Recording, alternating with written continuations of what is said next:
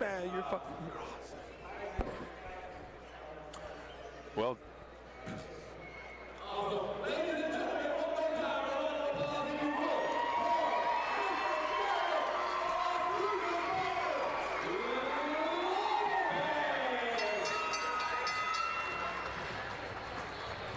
What a way to start the first two fights here at the famous El Paso County Coliseum. Did you know something, Dave? A fact about this place that in 19, I'm going to say, what was it, 1960, 1971, I think, Elvis Presley performed here to a sellout crowd of 9,000 people.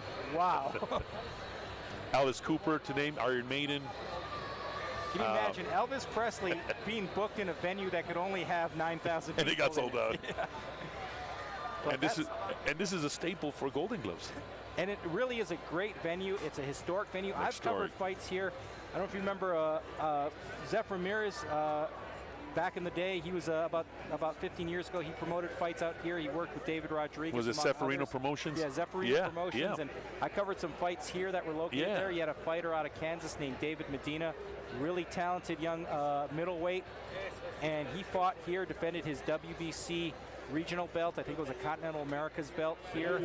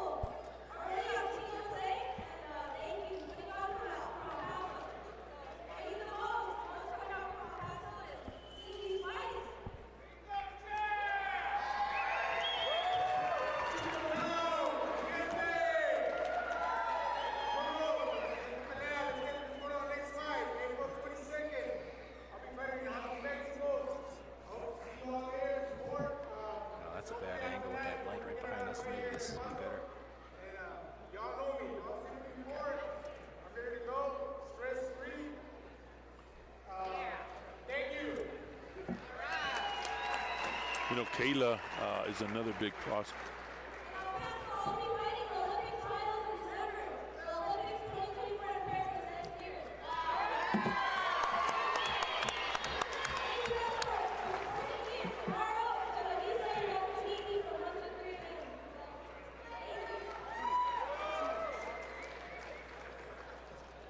It's great to see young prospects like that, Dave, because really you know, Jennifer Hahn is the sweetheart of El Paso, but then you have young girls like his coming up in the ranks and doing something for themselves. It's awesome to see that, man. It is, and it's great to see these great local legendary fighters like Antonio Escalante here again. You know, I remember watching him fight early in his career. You know, he had fought in a WBO world title fight eliminator. You know, he was a great fighter in his day. And a real personable guy. You know, it's exciting to see an El Paso boxing legend here in the ring as well. And doing great and doing good. Absolutely, you know, a lot of times these fighters, man, they get caught up on other things and get in trouble. Because you know what, boxing is a poor man's sport. I own a gym, and I help so many kids, so many youths need so much help, man, and guidance now in these days. And you see them come up, man, and man, they need so much help, man. And that's true, and that's one of the great things about the sport of boxing is it really does offer a lot to a lot of people who wouldn't have these opportunities. Exactly. You know, one of the great ironies is I remember covering a fight recently here at Athlete Me TV, a young basketball player who didn't actually gravitate towards boxing, but he was having trouble with his GPA, got kicked off the basketball team in college, and went to a boxing gym and shined in boxing. So you know, it's a great opportunity for young athletes, and it's great to see so many of these young fighters who, you know, a lot of times they come from disadvantaged backgrounds, and they come into boxing, and it really turns their life around.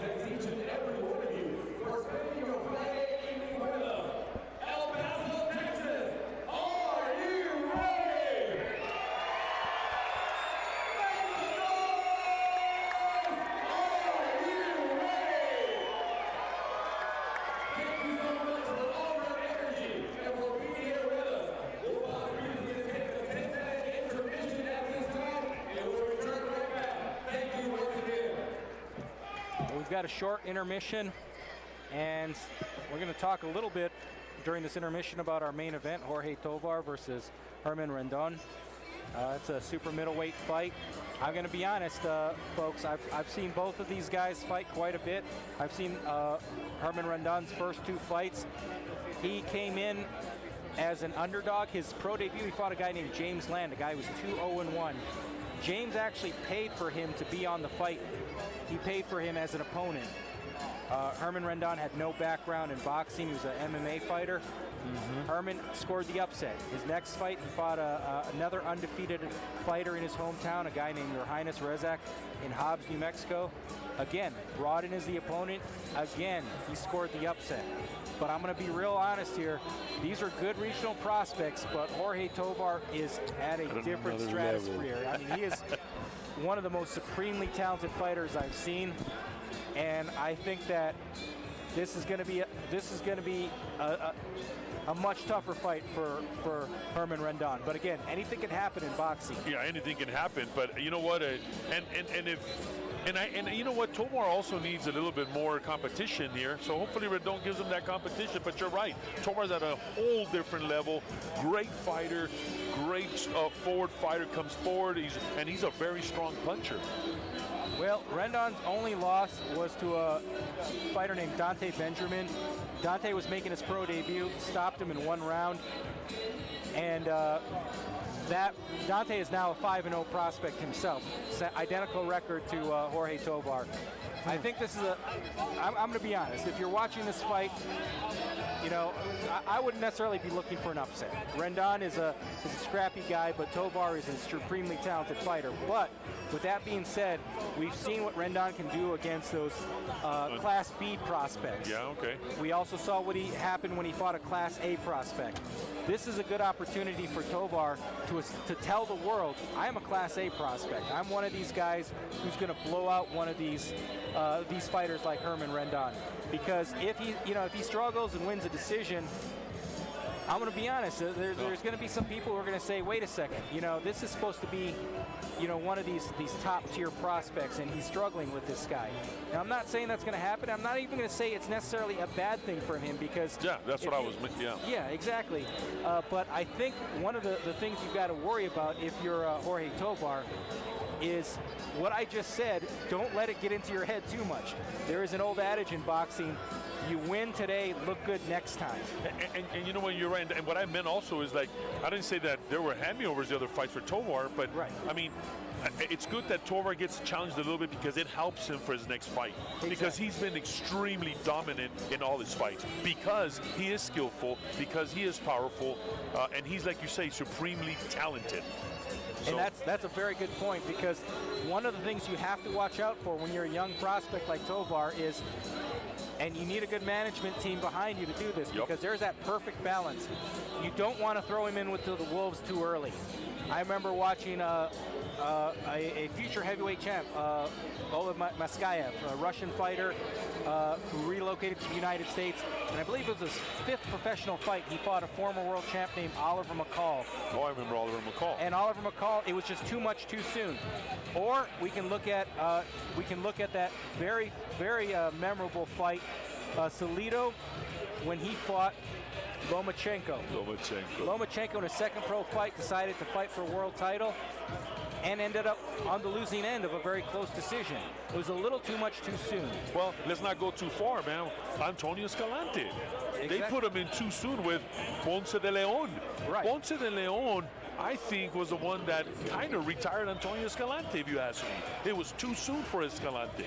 You have to find, you don't want to move him too quickly. Like you said, you know, 5-0, you want to give him somebody who may not necessarily challenge him, but will show him something he hasn't seen, something he can learn in the fight. But at the same time, you want to be careful because a fighter can stagnate. If he's fighting nothing but guys he can blow out in the first round, it starts to have an effect on his growth. It starts to have an effect on his development.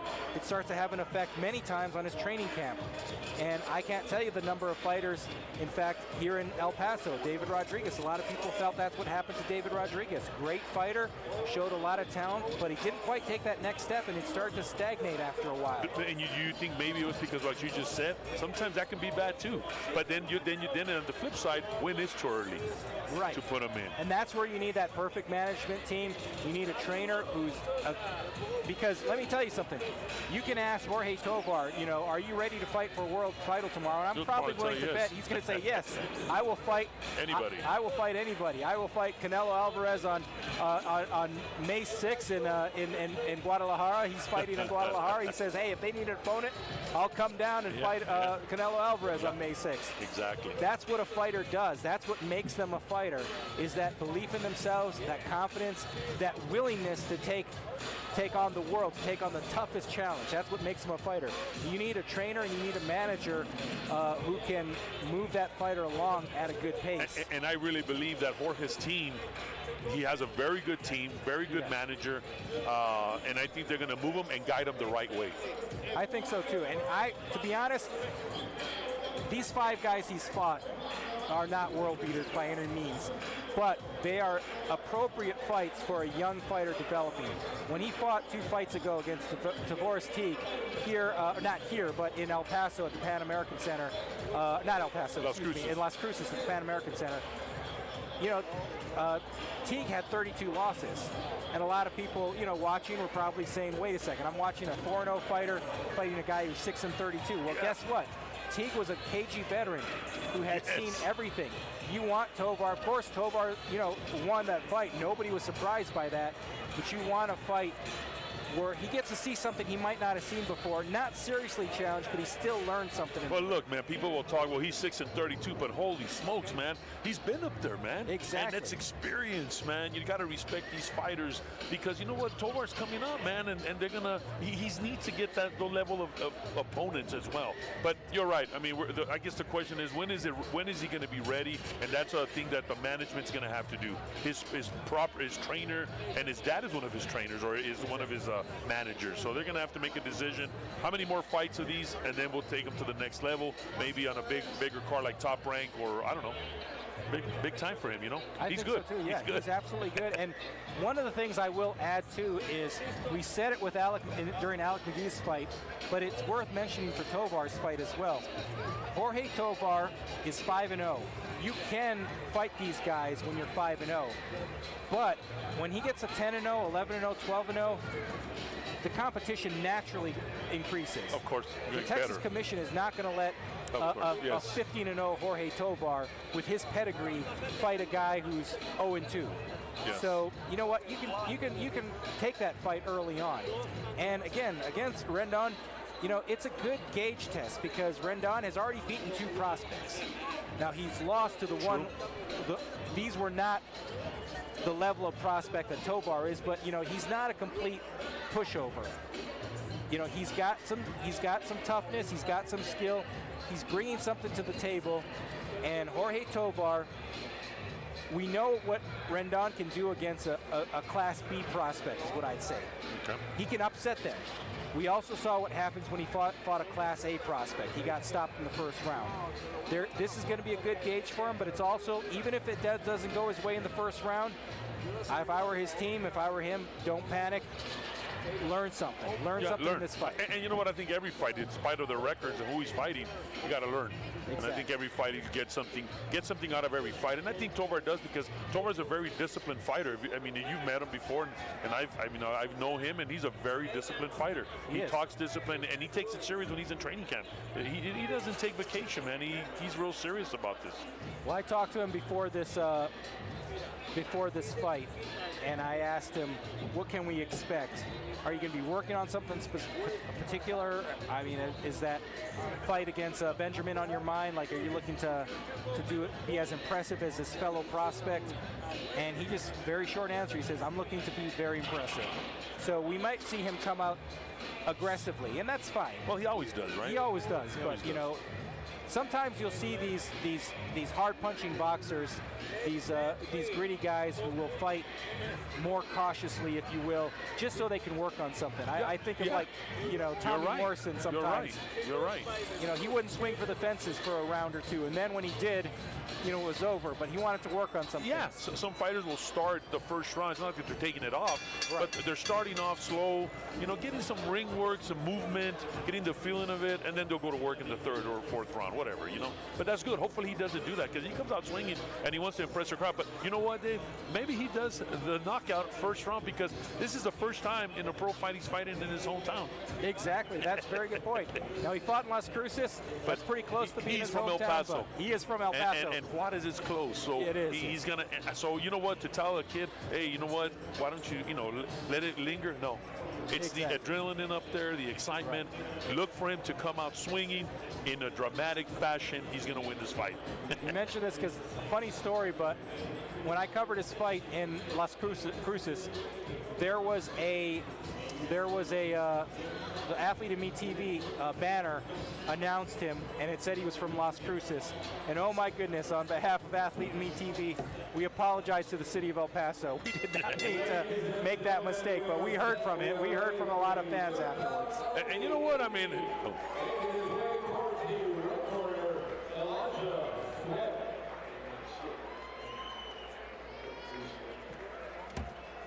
and you know what? El Paso's like Las Cruces. We're one city. We're all united. Well, you are, until it's kind of like I would describe it as sort of like Michigan versus Michigan State. You know, you're all Michiganders until you play each other. So. Yeah. Then everything changes. Exactly. Now, our next fight is in the cruiserweight division, Elijah Sweat versus Joshua Ramirez Martinez. And I'm going to say this is going to be an interesting fight as well. I am excited about this fight because I covered Elijah Sweat's professional debut, and I was pleasantly surprised. I'm going to be honest. I was not expecting what we ended up seeing from Elijah Sweat. And what I mean by that is, in that fight, he weighed about 219 pounds. He had a little, he was, I'm going to be honest, he had a little bit of a spare tire around the midsection. The guy didn't look like to be in the best of shape. He had about 5 amateur fights. And I've been in this business for over 20 years. And I've seen a lot of fighters who fit that bill, and almost always what we end up seeing is a guy who just comes out there swinging for the fences, or in the alternative, guy who doesn't know how to throw a punch and gets knocked out pretty early. Now, Elijah Sweat, I wasn't expecting to be the guy who got blown out early, but I was expecting him to be kind of, I don't want to say glorified tough man. I don't want to say it that way, but you know, one of these fighters with limited amateur experience who just comes out swinging for the fences, the kind of fighter who will take 2 to land 1. We saw Elijah Sweat fight against Antonio Matos, who's also making his pro debut. And let me tell you something. Elijah Sweat is a slick fighter. He was actually a pretty cagey fighter. And I was very impressed with a fighter with only 5 amateur fights, making his pro debut, being that slick and having that many veteran tricks up his sleeve. Now, with that being said, one of the things I said during that fight was I would have liked to have seen him lose, you know, about 25 pounds. I thought he needs to be in the cruiserweight division. I thought 219 was a terrible weight for him because in the heavyweight division, you know, these heavyweights are so big today. Yeah, you know, yeah, of course. You know, we're getting like 6'6", 250 pounds. And they're getting tall. Yeah, they're getting tall, and 219 was, you know, 219 with a soft midsection was not an ideal weight for Elijah Sweat. Well, he apparently took my commentary to heart, because he has come in fantastic shape. He's lost about 40 pounds since then. and he's 187.6, so not quite 40, about 32. So this is a very exciting to see Elijah Sweat in this fight. I've heard he had a great training camp. He's fighting an undefeated fighter named Joshua Ramirez. Joshua is 1-0 with 1 knockout. His only fight, he stopped Justin Thornton at the Corral Arena in Hobbs, New Mexico, back in April of last year. He's just a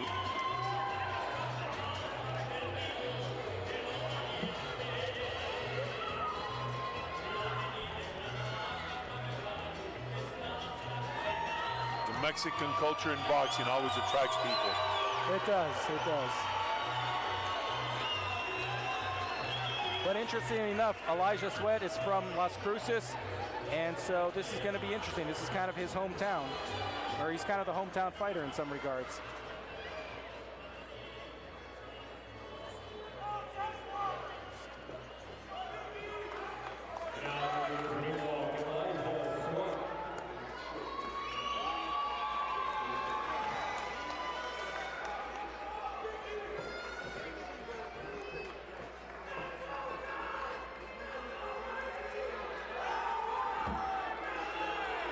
Happy to be here, man. Thanks for having me, and here at the El Paso County Coliseum, man.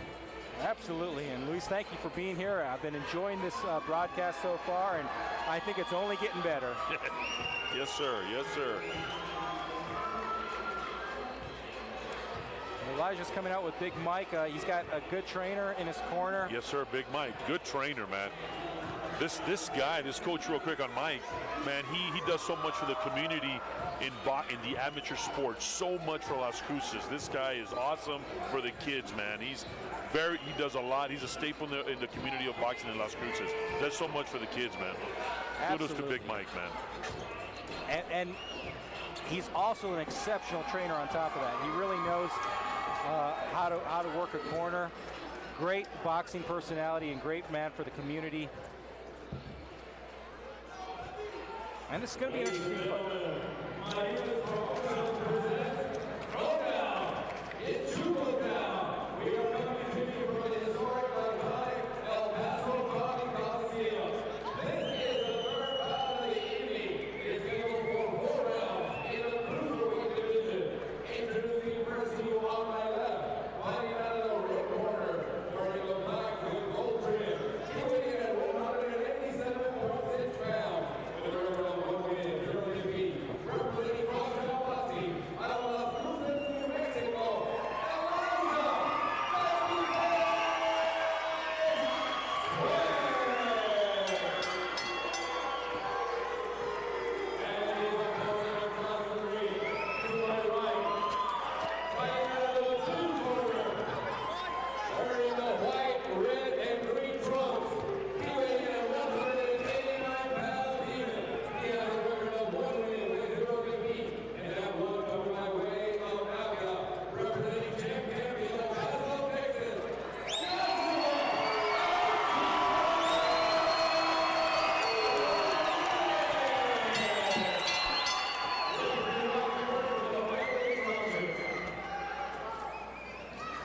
Gentlemen, keep your guards up. When I say break, take a step back without punching. In case of knockdown, go to the furthest neutral corner.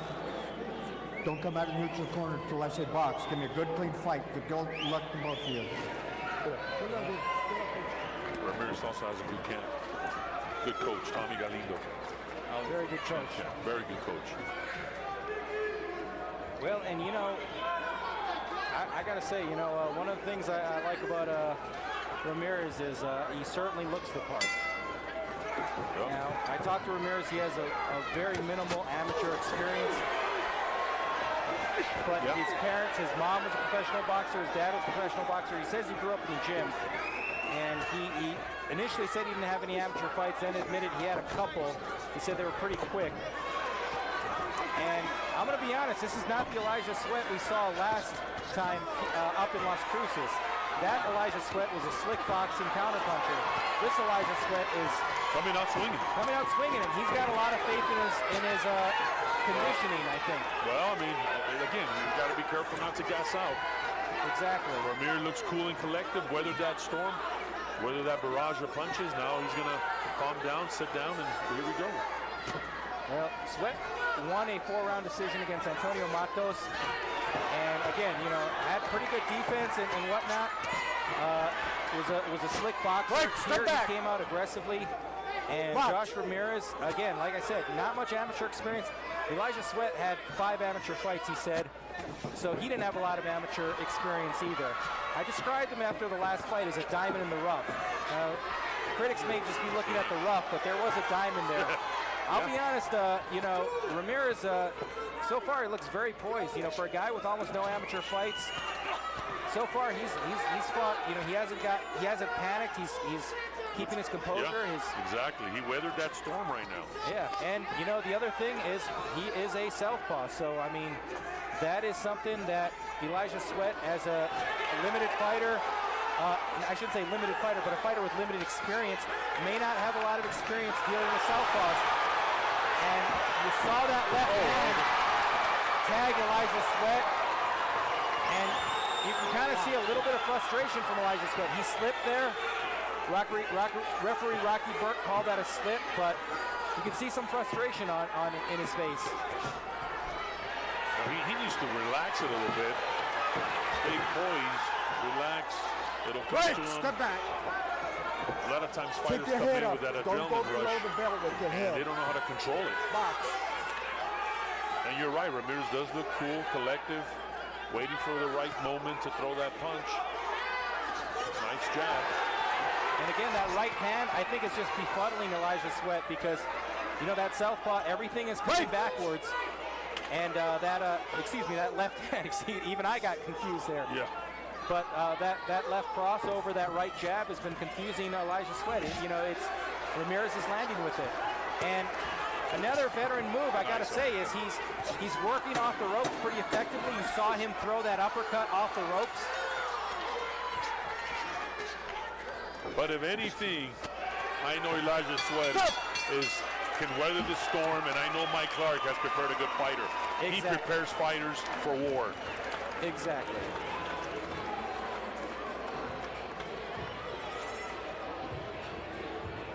Thank you. Well, I've got to say, after the first round, I think Joshua Ramirez captured that first round. Elijah Sweat started a little slow his last fight against Antonio Matos, and he got stronger as the fight went on. But he was fighting a guy in Antonio Matos who himself was 247 pounds, got kind of winded in the second, third, and fourth round. And I don't see that right now with Josh Ramirez. He looks like he's in pretty good shape, and again, veteran bags of tricks. And you know, which is interesting is because you get a guy with limited amateur experience, and usually they'll downplay their experience, or they'll blow up their experience. They'll you know tell you, you know, well, I had a lot of amateur fights, and then you find out that's 5. So it was the opposite with Ramirez. He started off with 0, and then it went to 4. Yeah, so I mean, how much is the amateur count in pro boxing? His experience, right? How much is too many amateur fights? How many amateur fights has he? Has 5, you say? Well, he says he has 4. Elijah says he had 5. Oh. So we don't have a lot of amateur experience from either of these guys, but both of them have shown some, in their careers, they have shown some caginess and some experience beyond what you would expect for a guy with that kind of amateur experience. But they both look like they've had more than 5 amateur fights. Exactly. Now, again, Joshua Ramirez says he grew up in a boxing gym. Both of his parents were professional fighters. He gave up boxing because he got a basketball scholarship for University of the Southwest in Hobbs, New Mexico. When that career ended, when his college career ended in basketball, he decided to return to boxing and jump right into the pros, not waste any more time in the amateurs. But with that being said, I can't say it was a bad decision from what we've seen so far. No, he's fighting very good. You're going in with your head. The wild one seems to be Sweat. Right. And the one who seems like he's starting to get fatigued is Sweat, which raises an interesting question. Let me ask you this, Luis. Is it possible that he lost too much weight? Sometimes fighters can lose too much weight in a relatively short period of time, and it can affect their endurance. Oh, definitely. They come in weak. You know, they come in weak. Yeah, of course. And that's, again, a boxer's life, right? They lose all these pounds, but at the same time, they're losing weakness, man. They're going to be weak. Exactly. Not losing weakness, they're going to be weak. We saw Elijah Sweet try to give Ramirez a taste of his own medicine, switching to southpaw. Immediately switched back to orthodox and caught a left hand. Left hand, exactly. Now Ramirez is going for the body, smart enough. But here comes Sweat.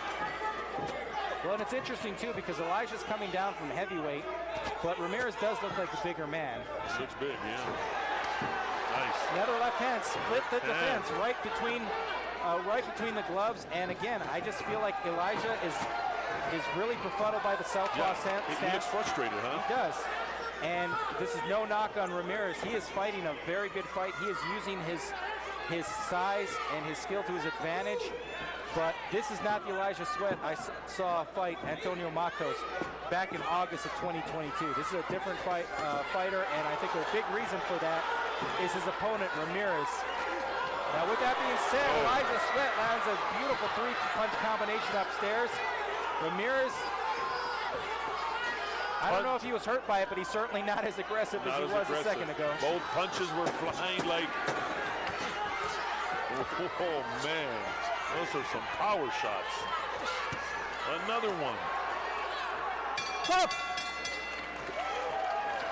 Another good action round. This was I still think Ramirez pulled that off. I think so too. I think that combination at the end, that was nice. That was a good, I think Elijah Sweat needed that, but I still think he's down 2 rounds to nothing, and we're in a 4-round fight, so Elijah Sweat's going to have to really turn this around these last 2 rounds. And Ramirez looks, he looks good. He does. He doesn't look too tired. Doesn't look too tired, as opposed to Sweat. He looks burned out. I think the first flurry of punches at the first round kind of tired Sweat a little bit, right? That check engine light start coming. I think so. And you know, I hate to say it, but like Sweat, you know, his first fight he boxed. He used a lot of cagey moves. He boxed very effectively. This fight, he came out kind of throwing caution to the wind. What I saw the first minute of this fight was what I expected to see in Elijah Sweat's pro debut. When I heard I was watching a guy with 5 amateur fights making his pro debut. Now, with that being said, Elijah Sweat returning to the basics, jabbing. Nothing landing yet, but I think that's the way to do this, you know, boxing. And I don't know if he has a shiner on his left eye. I don't know if Sweat has his eye. It looks like he has a shiner on his eye. It's closing up. It does. I think so, because of that jab that Ramirez is throwing is bothering him, like you said, right? It absolutely. And again, you saw that. It was sort of a clawing, or a pawing right hand. It was sort of a jab hook, but more of a pawing punch, but it lands right on the eye. Yep. Because I feel like Sweat is just not comfortable with that, and everything is in reverse for him right now. Because there he is again. Well, you know, when you're a young fighter, you have to fight a southpaw at some point in your career. And, you know, the veterans are able to switch that up very easily enough. But Elijah Sweat, I don't know if he's fully figured out the southpaw stance. Josh Ramirez said he was going to use that to his advantage. I think he's done so very well in this fight. But I think it goes beyond just the southpaw stance. I think he's got a great jab. His left hand is very effective. Look at that jab. And Ramirez knows about it too. Yeah. It's being effective. And that was a beautiful exchange there because he threw 5 jabs, and then when Elijah Sweat tried to come back, he backpedaled out. Now, he's fighting off the ropes. I don't like that. This is where Elijah Sweat had some success at the end of the last round. Watch. But what I like that is, like you see, Ramirez pops that jab, and then when Elijah Sweat says, okay, my turn, Ramirez is gone. Beautiful left hand. Again, splits the guard of Elijah Sweat. Wow, Ramirez looks in well condition. Sweat is looks pretty tired up there.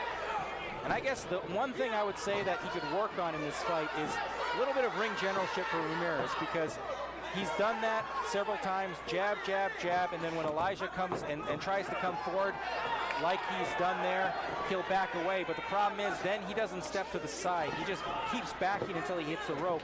And that's the one place he really has had trouble, where Elijah Sweat can cut that distance between them. So I think that's one thing that when Big Mike is looking at the tape and he and Big Mike are looking at, or excuse me, he and his trainer are looking at the tape, that's one thing I think he's gonna recognize. Now, Big Mike and Elijah, I think they're gonna look at this and say, you know what, we need to get you some sparring with some southpaws. Yeah, exactly. And here's another 2 punches. We're coming into the last round. It's who has more. I think Ramirez took that round again. I think so too. And you saw at the end of the round, Elijah tried to do what he did in the last round.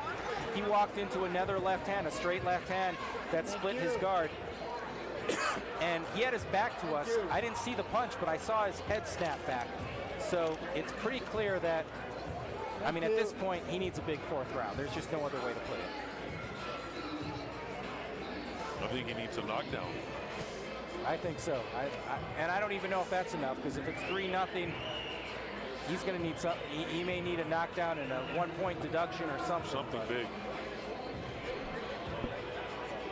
And Ramirez looks like he still has a lot of fuel in his tank. It looks like and you can tell who had the better training camp. No offense to Big Mike, but well, again, Elijah lost a lot of weight. He's obviously been doing a lot of road work. I don't want to knock his training camp. I think frustration at this style and Josh Ramirez has done quite a bit, but I think you're right. Josh Ramirez's training camp undoubtedly was top-notch. He has come in great condition. He is boxing beautifully. Now, here's my question for you, Luis. If you're in his corner, having won the first 3 rounds, do you say, you know what, you've got this, let's play it safe this round? Or do you say, keep doing what you're doing? Keep doing what you're doing and step it up a little bit, because he's probably going to win the fight, and he probably knows that. Listen. But I think he would step it up, go out with the bang, and show these people that next time he comes out, so they can come out and support him. You got to give these people a show too, man. Exactly. Don't sit back on it. Go forward, move forward, be smart, but put on a better show this last round. And I think that's what he's doing right now. He's not taking it easy. He's coming right after. Seal the deal. Well, I'd say the things I would work on for both, if I were in their camps, for Ramirez, stay off the ropes. You know, he had some success in the first round. I'd say the first 2 rounds, you know, working off the ropes, he'd find a home for that uppercut. These last 2 rounds, he'd get to the ropes, and it would give Elijah Sweat an opportunity to throw combinations, and on occasion land those combinations too. You saw that 3-punch combination in the last round or excuse me, in the round 2, at the end of round 2, that looked really pretty. It certainly caught the attention of the judges. And there he goes, back to the ropes. So that's something I think Ramirez and his camp should work on. For Big Mike and Elijah Sweat, that's no other way to put it. He's going to have to get comfortable fighting the southpaw. He's going to have to learn how to adjust his game when he's facing this. And the other thing is he's going to have to learn how to cut that gap, you know, because Ramirez has the reach advantage and has used it to his advantage. I'd love to have seen a little more head movement. And now Elijah Sweat's got his back to the rope right in front of us, and he backs away. You can see fatigue is taking a toll. In, and Rocky Berg's about to step in, and Rocky Berg's going to step in. And so he stops the fight.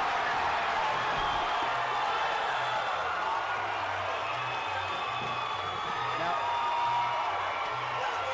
Elijah Sweat's not happy about that, but I think it was a good stoppage because, you know, sometimes when a fighter gets hurt, they go off a cliff. You know, and you talk about the Jose Luis Castillo fight, or the Castillo and the something like that. Yeah, you know, a lot of people criticize Tony Weeks, saying, hey, you know what, he stopped it a little too soon. I thought that was the perfect stoppage. You know, I talked to Tony Weeks, and I told him about that fight, and he told me, look, my mission, I don't care, I blur out the crowd, the fighter. Exactly. And he did a good stoppage, even though we wanted to see more. Exactly. The fans wanted to see more, but really, when you look at Castillo, you could see, like, that last punch his entire body just kind of like deflated, and he could have been 1 or 2 punches away from serious damage. Exactly, in and that that's what situation. Tony Wick said. Exactly. And in this situation, you could kind of see Elijah Sweat he was covering up at first, then he started taking punches, and you could see him going off that cliff. And I really think that was a perfectly stopped fight for Rocky Burke, because yeah, exactly. And you know what? If we know Big Mike, we know him. I think Elijah Sweat will come back stronger. Right. Knowing Mike, he's going to put him in a bigger training camp, and we're going to see Elijah Sweat again, and hopefully victorious next time. Well, again, when you got a kid with only 5 amateur fights and 1 professional fight, and you fight a guy so radically different from what you're used to, like Ramirez, and quite frankly, a guy who had a lot of advantages going to this fight. He hit hard, he was a bigger man, used his reach to his advantage, and was a southpaw, you know.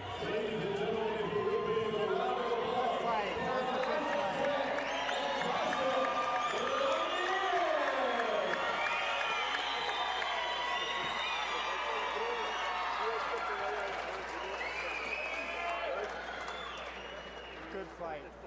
Good fight. All right. Good fight. 2 minutes and 11 seconds into the 4th round. Your winner by TKO.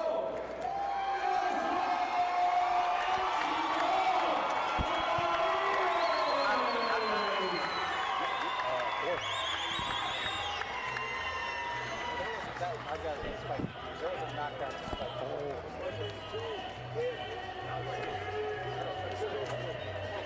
No, it was a slit.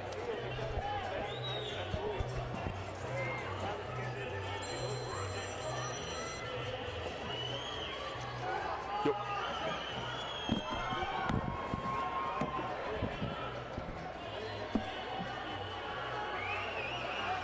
At our next intermission, you'll take a break, okay?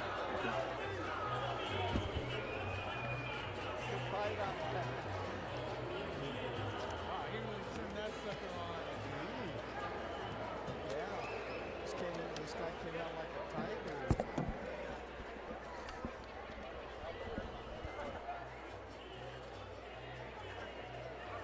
Fight.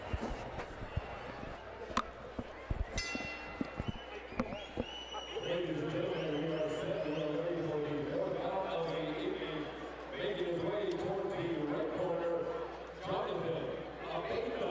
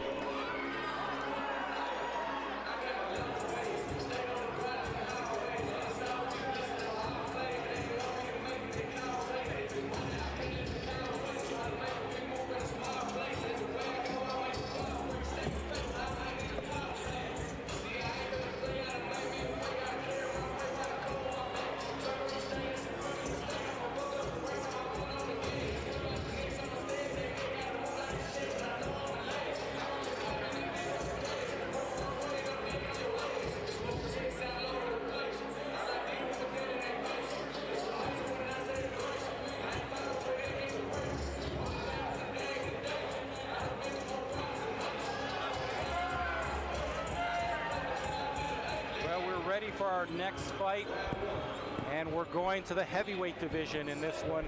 Jonathan Abeta versus Jose Ordonez, excuse me. And looks like we have Jose coming to the ring now.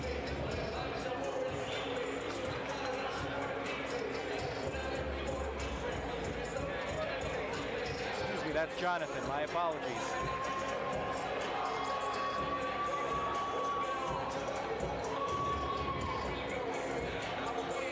It's going to be an opportunity to let the fans here at Athlete and Me TV know that I may or may not have some bad news for you. Uh-oh.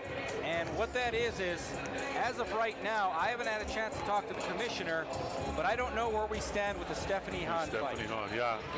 Now, I understand those of you watching who are here to watch Stephanie Hahn fight, I think we're going to be watching her fight, but there was an issue because back on February 25th, Stephanie Hahn fought Reyes Argueta in Mexico won a decision, looked pretty good in that fight, Looked very good. but was apparently put on a 30-day suspension by the Mexican Commission, even though she won that fight. Now they're trying to get that worked out. When this fight card started, they were in the process of working that out. I don't know where we stand on that at this time. During the intermission, I'm going to find out. Okay, I've been told she is fighting, so that bad news, It's strike good it. news. It's good news. We are back on with Stephanie Hahn, so that is exciting. But that raises an interesting point.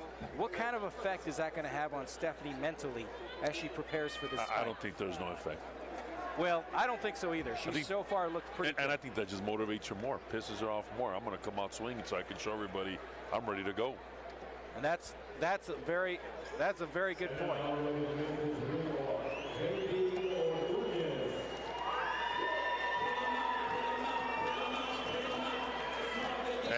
And I tell you, I think half of this crowd, half of it is for more Tovar and half of it is for Hahn. A lot of people come out and support Stephanie Hahn. Again, her sister's Jennifer Hahn, and the Hahn's in El Paso. Abby Hahn is her brother. They've been big supporters of boxing in Las Cruces and El Paso. I can't imagine what the response would be from this El Paso crowd if on the day of the fight, through some bureaucratic hiccup, Stephanie Hahn got pulled off a card because she was suspended for 30 days on a fight that she won. Yeah. So I'm glad she's fighting. And you know what? Speaking of a crowd, we have a pretty good crowd here at the Coliseum, right? We do, yes. We have a very good crowd. Well, I'm so happy. That was good news. Stephanie Hahn is fighting. That's good. Very good news.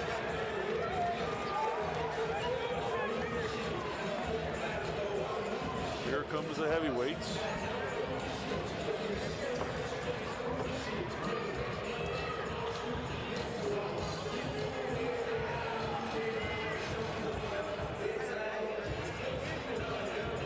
Again, we're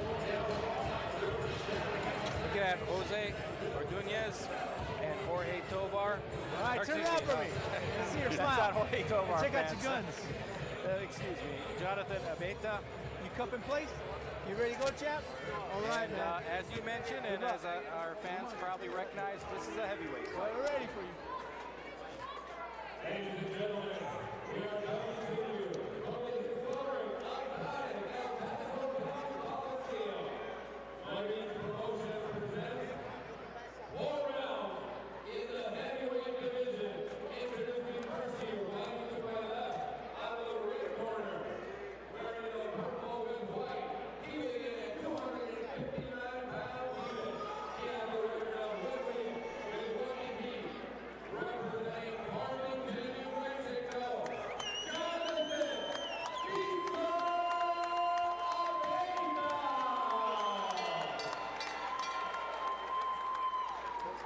And his opponent across the ring, fighting out of the blue corner, wearing the black with silver trim, weighing in at 273 pounds. He has a record of 1 win with 0 defeat. Representing Los Angeles, New Mexico.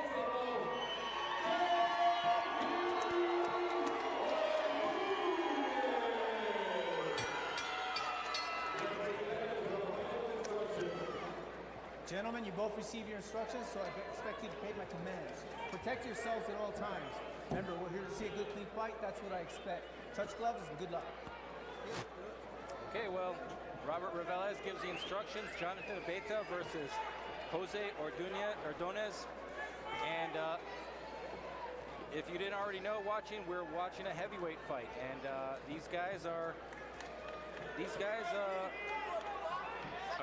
wouldn't be mistaken for spelt, but you know, I've seen both of them fight, and they've definitely got some moves for men their size. We'll see how they come out, man. Either conservative or all out. And I've seen Jose Ordonez's last fight was against a fighter named Nicholas Tipton from Midland, Texas. That was up in Las Cruces back in August. And Nicholas Tipton was a very formidable looking fighter.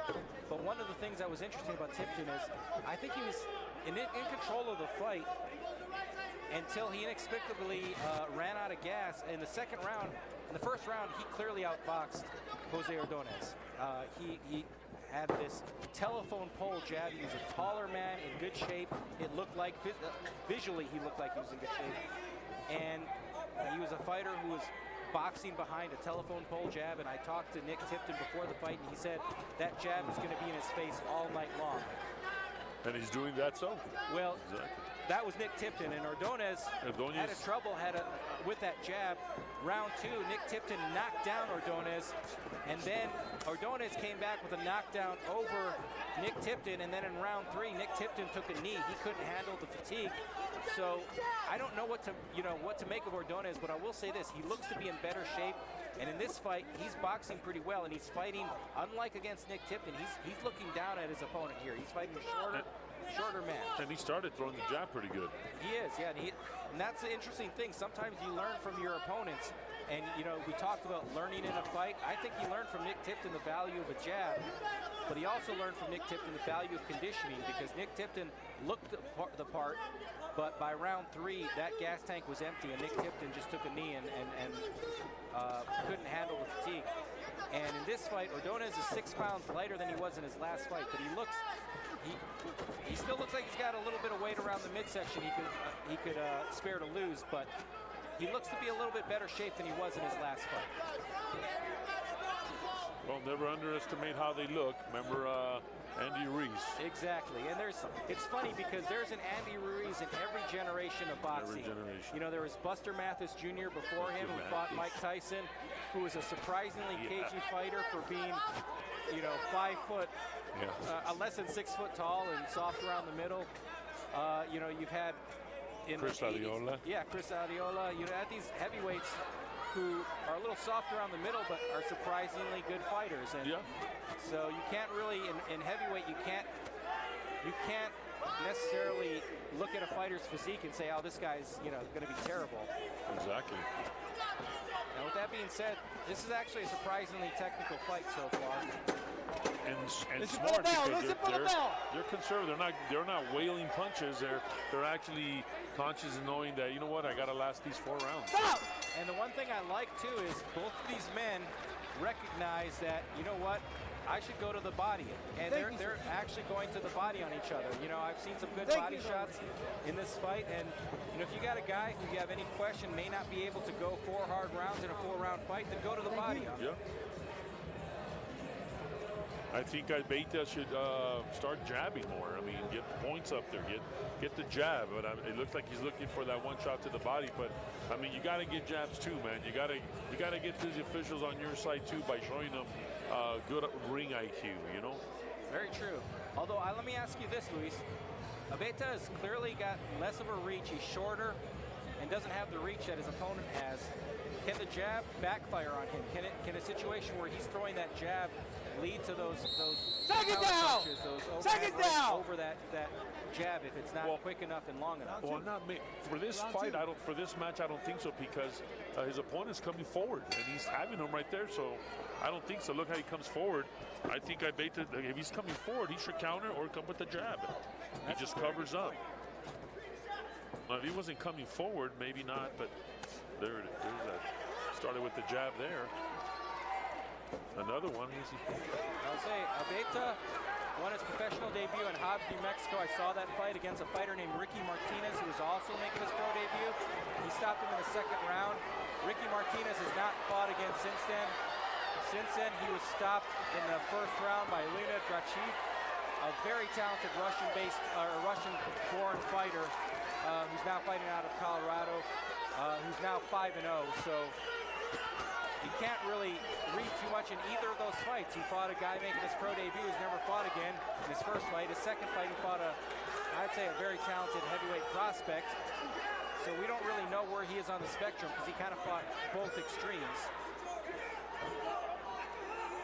Ordonez fought a guy in Nick Tipton who had 3 fights. Nick Tipton came into that fight 2-1, but was very much an enigma, and again, hold on, time. Fight. You okay? You okay? You okay? Let me ask you a question, man. Do you think Ordonez should go more to the head instead of the body? You know, it's a good question because when you get a guy with a soft underbelly, go for the body. But you know, if it's not going to be slowing him down, and I'm going to be honest, I don't think it is. It doesn't seem to be. I mean, this is he's going to the Ordonez is going to the body big time, and it doesn't seem to stop him. Right, and Abeta is kind of just like a tank, just keeps coming forward. Watch your heads. Watch your heads. And this is the second time Abeta's complained about head activity from Ordonez. Let's go. And referee Robert Velez is not biting. You know. These things do happen in boxing now. I generally believe that when it comes to like headbutts and clash of heads, there's three types.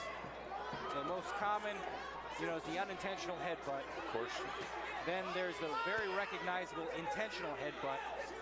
But Let the him go, third let him category, which I think we see a lot more in boxing but doesn't get talked about a lot, is a negligent use of the head. The fighter who's saying, I'm going to come in and I'm not necessarily trying to headbutt you, but I don't really care if I do or not. I'm going to put my head in a position where you're going to have to change your game plan to avoid it. Yeah, true. That's true. I've never heard of that one. Yeah, you're right. And I think, you know, you see some of these fighters who, you'll see a clash of heads and it, you know, you can kind of see the fighter came in, he wasn't coming in lunging with the head, trying to headbutt, but he had no concern whether or not his head clashed with yours. But with that being said, this could have been a little bit of from a Listen for the bell. Listen for the bell. Acting too. So yeah. And you know what? Abeta looks cool, collective. Ordonez looks a little bit more tired. Do you agree? I agree, and that's what's interesting is because this is the second time I've seen a fighter come in who's looked to be in better shape than their last fight, and in both instances they look like they're getting pretty winded. And you know, like you said, Big Mike has got a very good training camp. I'm imagining that this is these fighters had a good camp, but you know, sometimes when you're in a fight like this, in a fight that you're looking at as a very competitive and one that you're looking to impress in front of your fans, you can psych yourself out and you can take yourself out of your game. You know, you can take yourself out of your game plan, if you will. So we're coming into the third round. I think it's called no man's land for me, especially for guys like this in the heavyweight division, because how do you come out in a third round? This is pretty much even fight so far. It really is, yeah. So this is, for me, it's like no man's land. How do you come out in this round? Do you come out swinging? Are you more conservative? Do you want to reserve fuel for the last round? Hard to tell. I don't know. I mean, that's where the training camps come in, right? Well, Ordonez comes out swinging. I think a lot of times you need to make the necessary adjustments, and you got to do that in camp and in the corner. And you know, one of the things, if I'm looking at if I'm in Ordonez's corner, I'm looking like, hey, you know what? My fighter, my guy looks more tired than Abeta. I told him to go to the body because it's such an inviting target, no other way to describe it with Abeta. And I thought we could wear him down, but you know what? Our guy's getting worn down. So, you know, you talked about this in the last round, but maybe it's time to go upstairs. And you know what? I have not seen nearly as many body shots from Ordonez. The other thing I'd like to see from Ordonez is, you know, these fighters end up leaning into each other. Abeta will lean into him. There's not a clinch, but they'll just lean onto each other. I think that's a perfect recipe for an uppercut, like right here. This would be a great opportunity for the uppercut. I know Abeta just threw one, but yeah, you're right. Seeing a little bit more uppercuts because they're kneeling. I mean, they're kneeling at each other. You know. Right. They're using leverage on each other.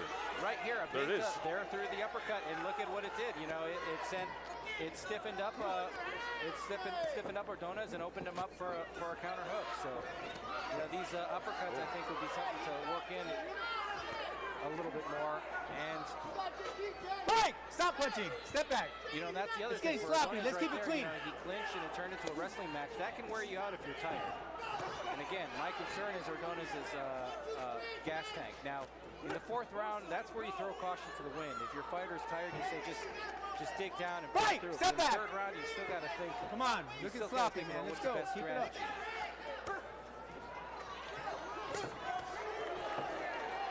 Ordonez coming at him.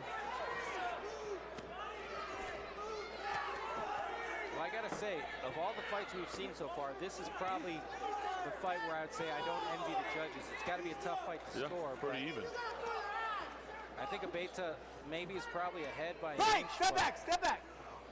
Stop with the sumo wrestling. Let's go, box. You can tell that Ordonez is tired.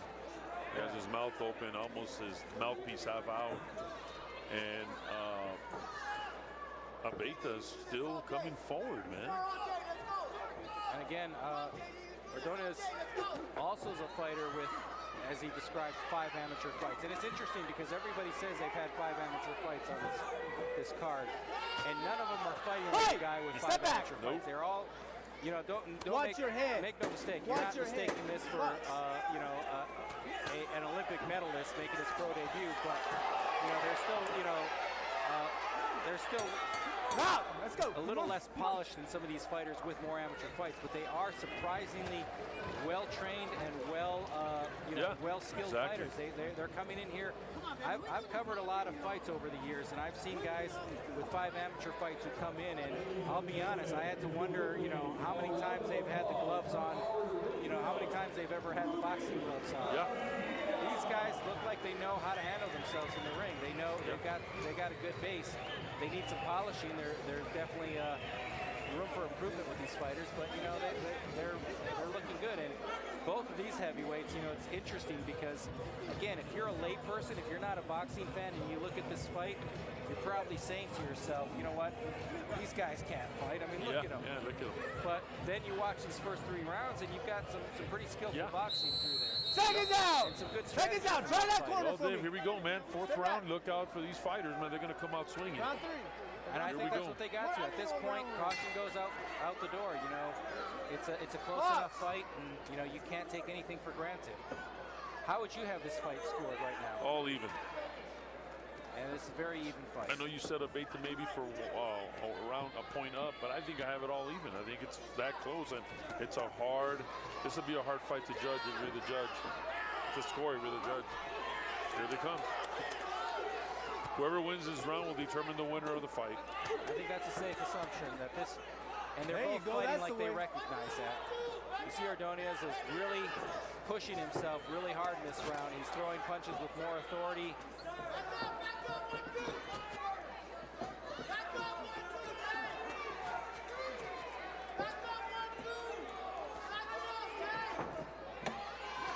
Oh, nice body, another body. Well, we've got that wrestling match again, and again, the one thing I'd like to see from Ordonez in that wrestling match right there is throw some uppercuts.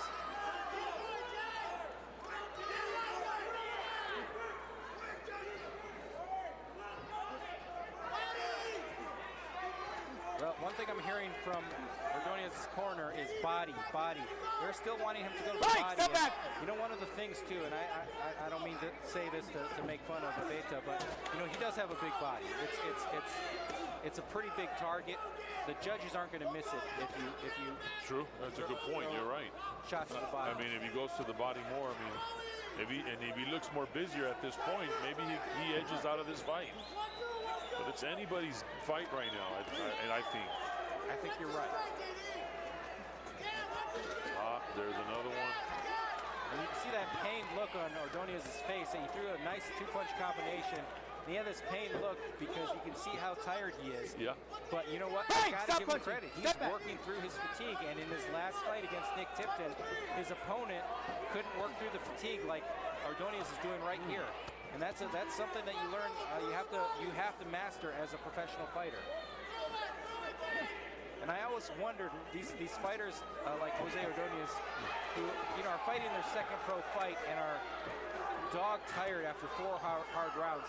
What do they think when they watch a guy like George Foreman, who fights 12 rounds, and after 12 rounds, he looks Watch like the he just pushing, went watch the and- pushing. and Let's mowed go. the lawn. You know, he looks completely nonplussed by going 12 hard rounds, or a guy, Hey, stop punching. you know, Step back. like these 12-round fights that Step back. we watch on TV all the time. You know, what does he think when he sees? And you know what? It's all conditioning. It's all conditioning. It really You know, is. my son at the gym says if you don't run, you can't fight. You got to run. You got to Listen stay for the bell. sharp. Listen That for is the a bell. great point. Cardio.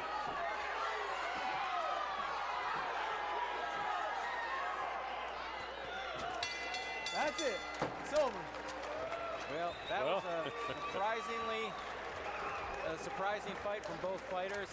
They both look very tired, but you know what? I got to give them credit because they went 4 hard rounds. I mean, that wasn't 4 out-of-shape guys just laying on each other for 4 rounds. They threw a lot of punches in that fight. So, you know what? I think that was a pace that would have fatigued a lot of fighters.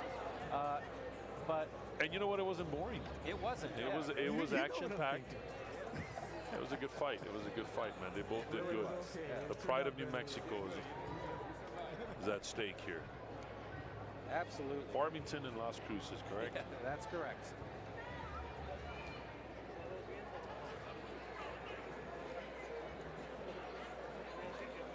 Well, I will say there's some fighters up in Farmington who you know, they got some good fighters up there. They're surprisingly cagey fighters. And for Las Cruces and El Paso area, I'm preaching to the choir here, but definitely some good fighters in this part of the state as well. Oh, definitely. Good fighters, man. And we just saw Kayla. Kayla go, which is ringside with us here tonight. Yes, yes. And you know what, El Paso, see, like you said it earlier, David Rodriguez is one of the heavyweight fighters here in El Paso, Texas. So a lot El Paso's got a proud boxing history, even in the heavyweight division. And Abeta is doing sort of a ring walk or a ring circle, pounding the canvas. All four corners, and looks like we're just about ready for a decision. You know what? You did a lot better than I expected. Big ass.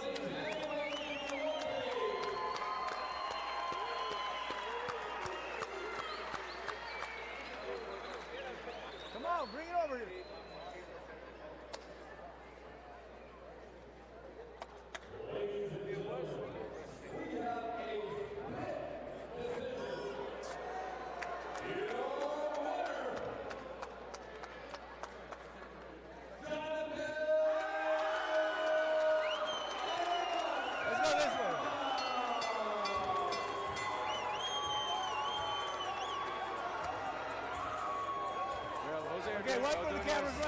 Does not look happy with that decision, but you know what? Yep. I don't think you can. It was split decision. Okay, go over it. Yeah, one of the judges pulled it off, but at the end of the day, it was a tough fight to score. You know, because it was an action-packed fight. It was pretty close, and Abeta, you know, pulled off the win.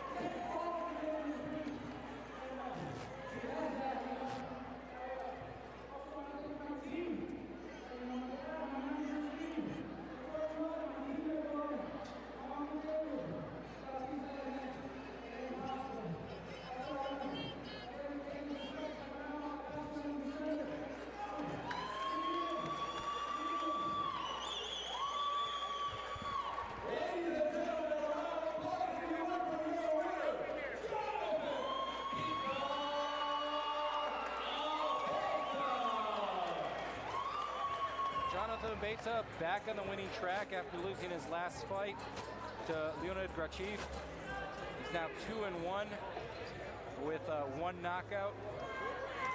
And yeah, like I said, not a bad performance for the fighter. Yeah, for the fighter. And again, you know, those of you watching on Athlete Me TV may be looking at the physique of Jonathan Abeta and saying, yeah, well, you know what? I mean, this guy doesn't look like much, but I think he's proved a lot of people wrong. This guy can fight a little bit. Now, with that being said, I would like to see a little bit of weight taken off, you know, in a training. But you know what? You see him like that, but man, he put a lot of work in training camp.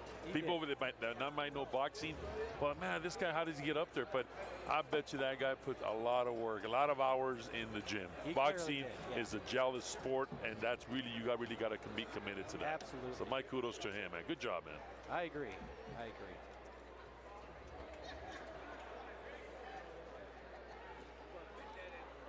Well, don't know if this is the intermission, but I see matchmaker Isidro Castillo in the ring.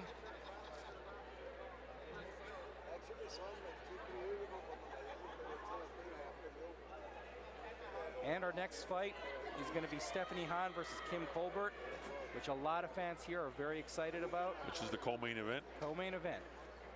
Ladies and gentlemen, our remarkable Ms. Garcia is holding up the signed autographed gloves that have been signed by all the fighters participating this evening. We're going to go ahead and auction them off with the money, the proceeds going to Champ Camp Amateur Boxing Gym here in El Paso, Texas. We will begin the bid with $50. Does anyone want to bid $50?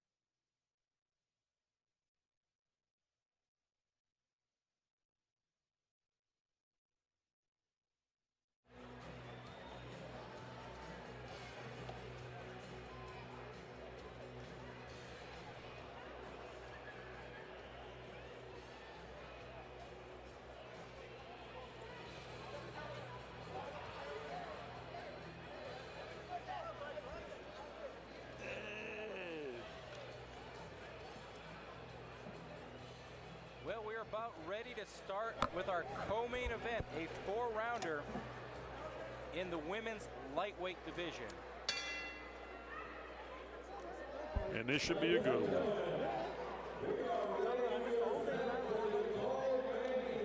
Nomás faltaba tú.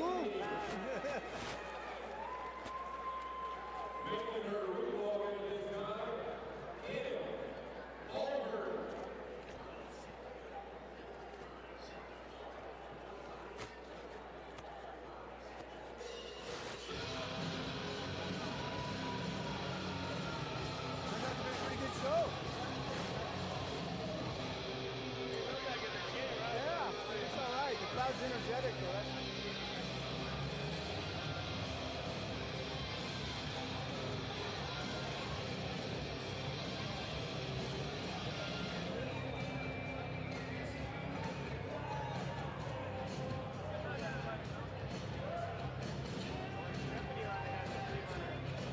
Oh, really? Yeah. The Aztec red.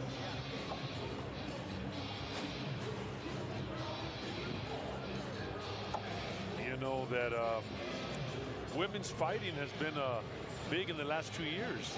It really has taken off, and you know, I've seen women's fighting develop. I remember when Christy Martin fought on the undercard of Tyson Bruno, and it was such an exciting fight.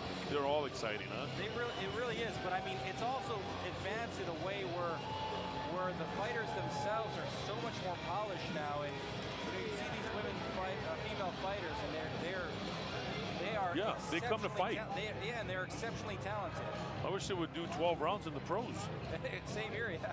You know, you talk about Serrano, Katie Taylor, and then of course Jennifer Hahn from El Paso, which fought Katie Taylor, and she did very well. So my respects to women, and this fight should be a good one.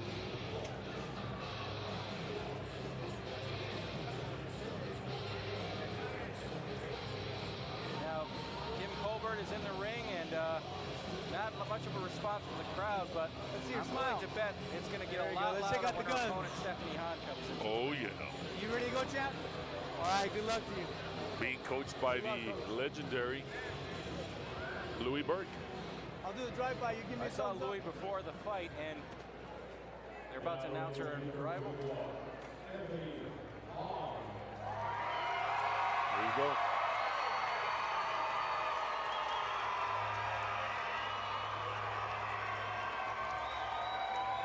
As Stephanie Hahn walks in, I just want to make a note of that. She's also a police officer. And that's a fascinating, and that's just a fascinating thing to think about. That she's got time for this very successful professional boxing career and also her career in law enforcement.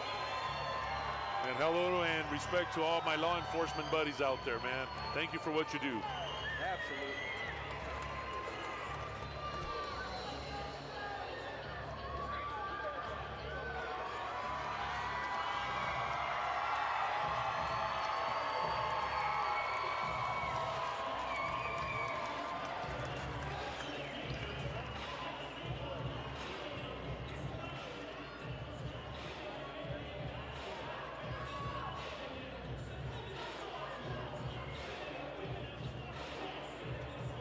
See your smile. Check out the guns. Champ, you ready to go? Well, Stephanie looks to be in excellent shape as always. As always. And we talked about this during the last fight, but Ladies and gentlemen, Martinez Promotions presents Throwdown in Chuco. The following contest is scheduled for 6 rounds in the lightweight division. This is our co-main event of the evening. Introducing first on my left, fighting out of the red corner, wearing the blue with black trim. She weighed in at 136.8 pounds.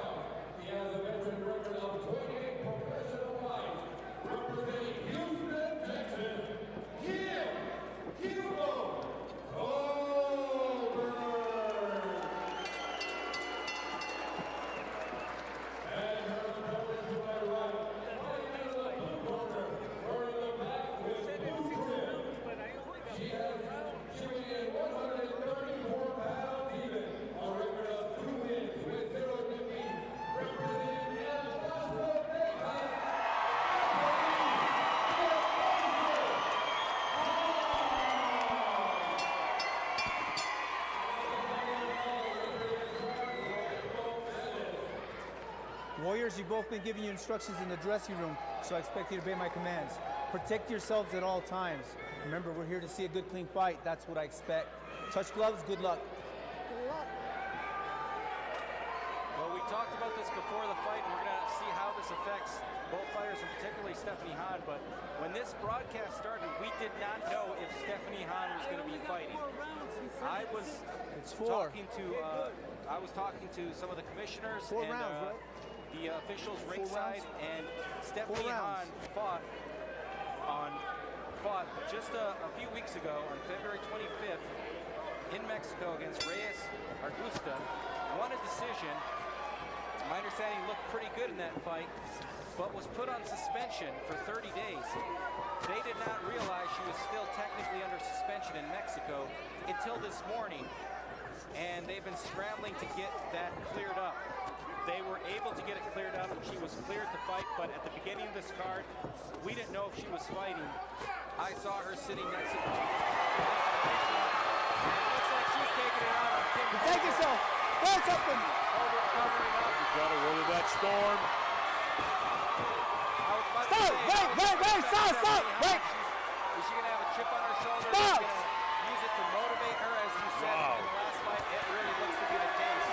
Yeah, she was gonna come out swinging, especially with this. My back! Show me something! Stephanie Show me Hahn, something! Hahn Show me! proud. That's it! And that's it. It's over. Body attack. That's it. Colbert's upset. But she got down with that body shot. And Oh, wow. And like her trunks say, and it's the enforcer.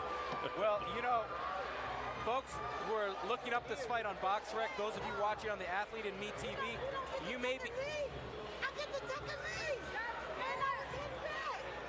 She was saying she got to take a knee.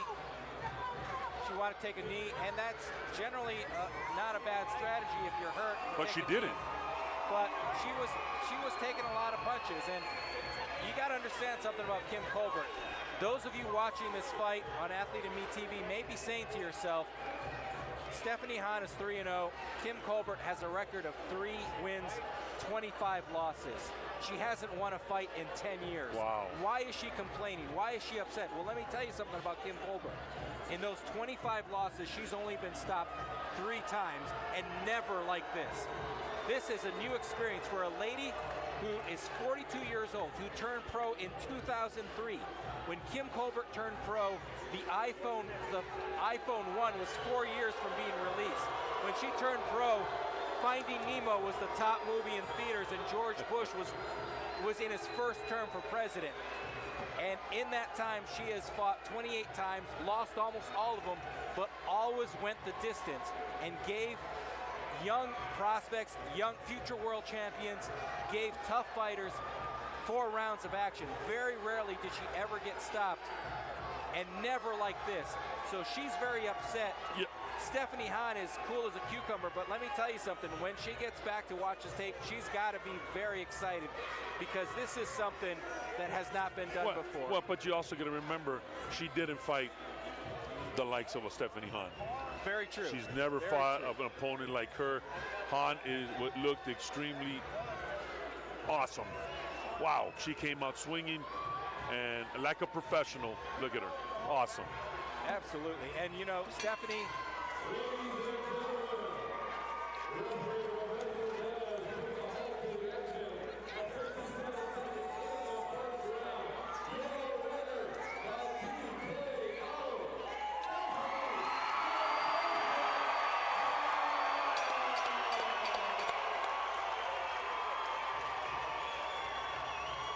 big crowd for Stephanie Hahn, as expected, at the Coliseum. well, you know, and this is especially the impressive thing about this fight is there wasn't a lot of criticism for Stephanie Hahn's first 3 fights. Let's be frank. She looked amazing in her first 3 fights, but if there was a criticism, there was concern that she wasn't showing a lot of punching power. That criticism is over now.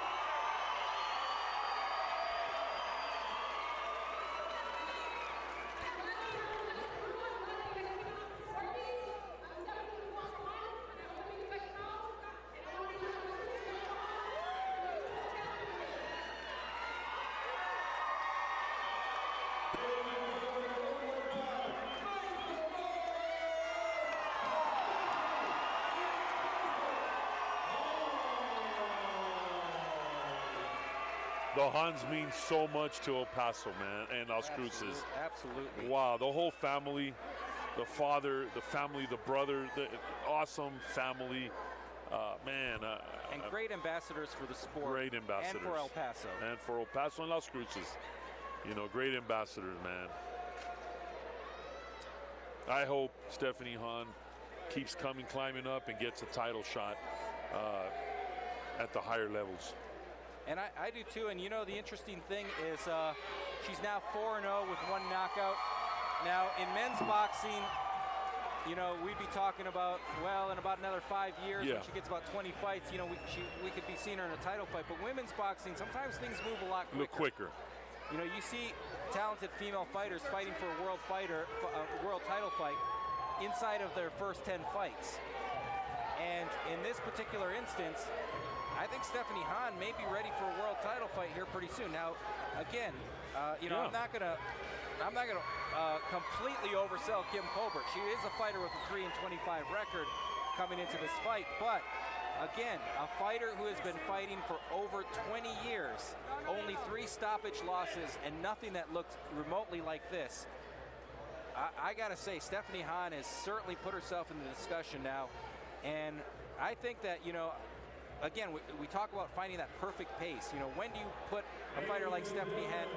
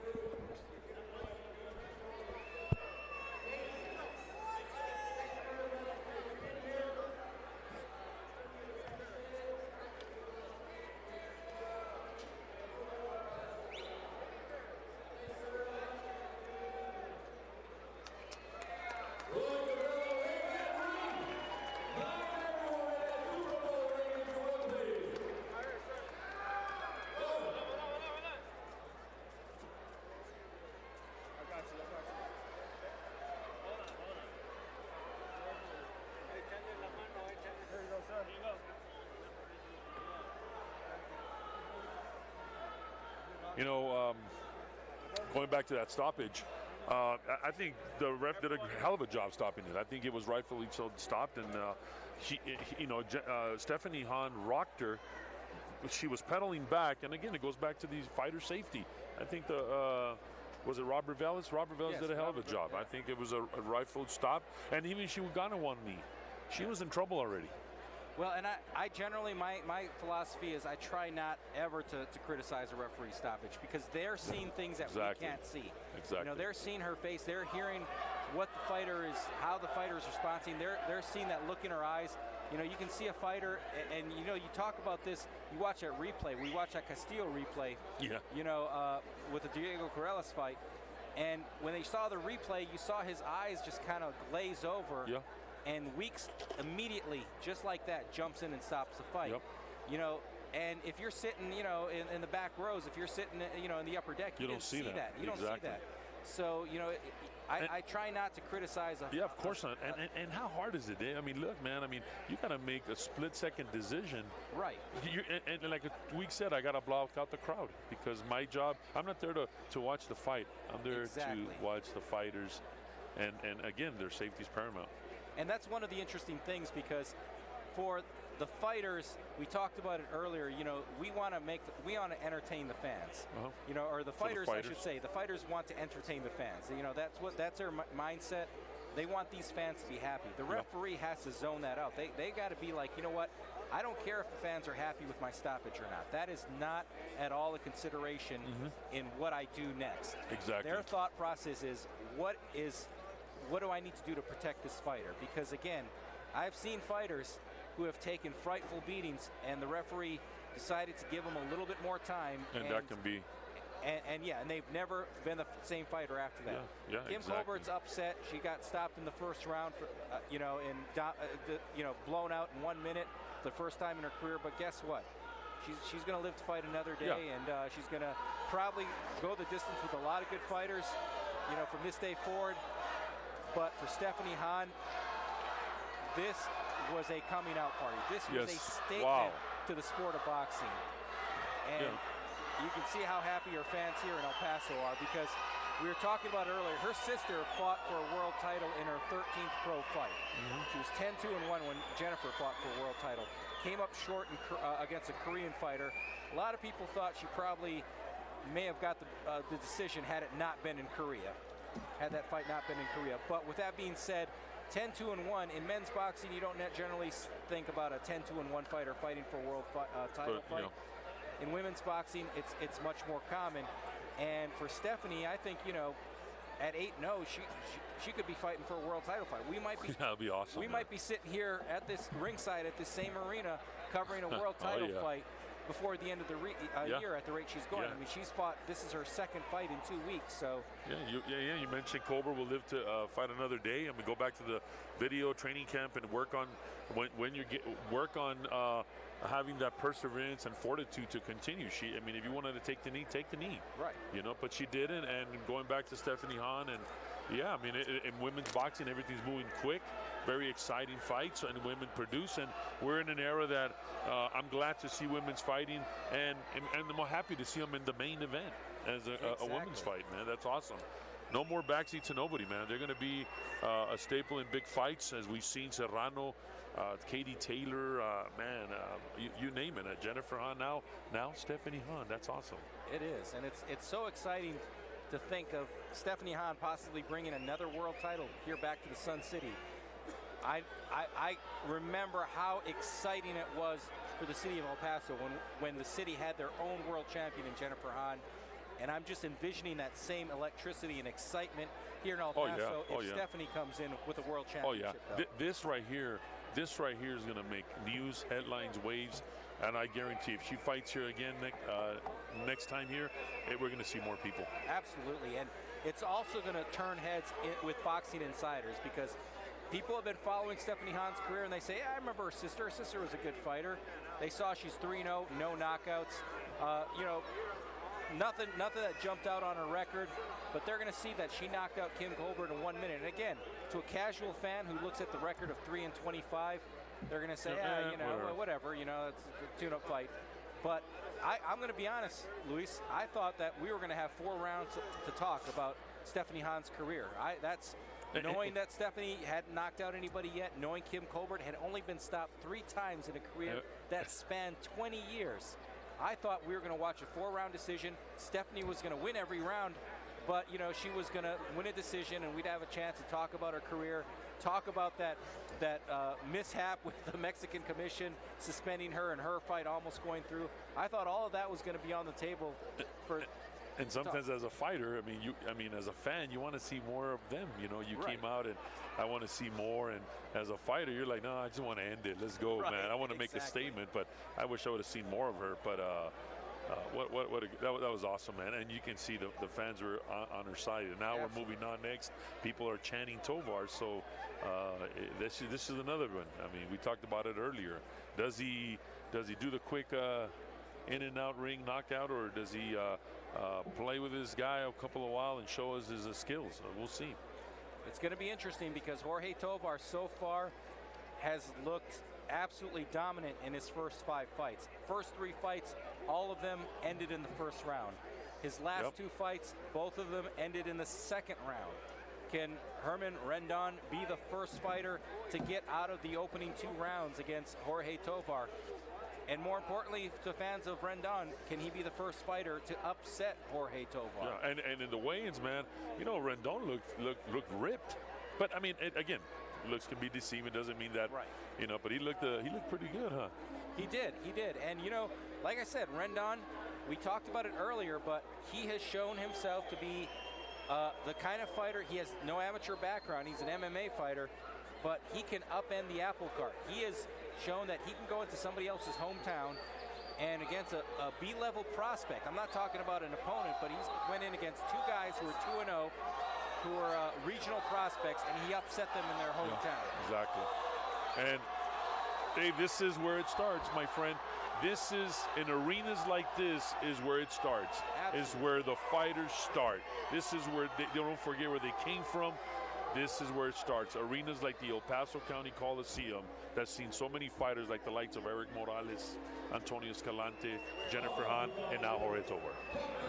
Didn't De La Hoya fight here too? About 20 De La Hoya fought at Sumble. Okay, that's right. That's right. It was Sunday. Guess who's in the house? Robert Garcia. I just saw him. Oh, wow.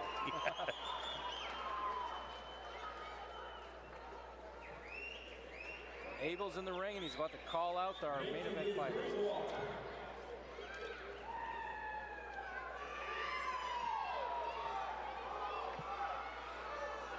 Yeah, De La Hoya fought at the Sumble against John Carpentier. That's right. HBO was here for the Eric Morales fight. There's been a lot of fighters here fighting. I mean, but this is really such a...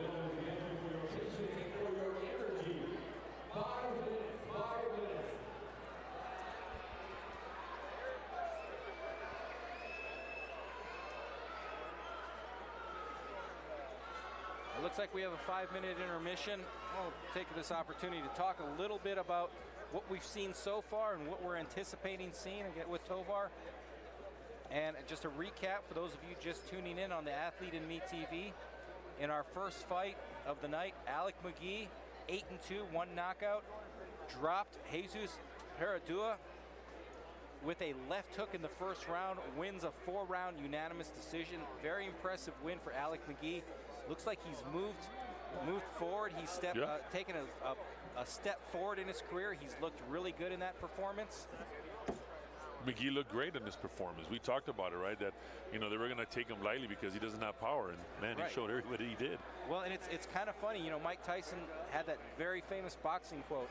You know, everybody has a plan until they get punched in the face. Yep. And the problem is, if you don't have punching power, you can fight a guy who doesn't have the talent and skill as you, but if he doesn't respect your punches and feels he can walk through you and mug you and do whatever he wants on the inside, you're not going to get very far in boxing. Yeah. And Alec McGee just showed us for the first time in his professional career, you better...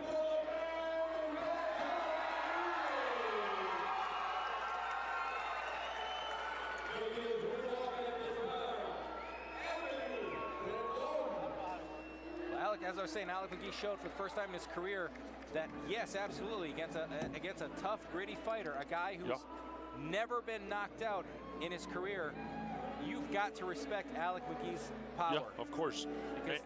Yeah, you're right. I'm sorry. Oh, no, I was just going to say, Peradua is not a guy with a soft chin. He's never been stopped. And experience, too, like you said. Yeah. I mean, not that I was not impressed with McGee. Now I'm more impressed. He did very good. McGee did very good, and he looked great. So meaning that his training camp went well, and and when fighters look like that, like you're gonna probably see Tovar in these fighters, means that they're disciplined. They're serious about the sport. They make the weight. They come to fight, and they're professionals. That's why it's called pro fighting. Exactly. And our next fighter was Garrett Lopez, first-round knockout over David Espino. Very impressive win. I'd like to talk about the other undercard fights, but now we have Herman Rendon in the ring. Main event. We're about to start our main event, Rendon. All right, You know, like I said, he's in great shape. got it. That's fine. Good luck, you guys. This is Good luck. nothing that he's not to see already you. used to. He has come into other people's hometown many times in the past, throughout his entire career.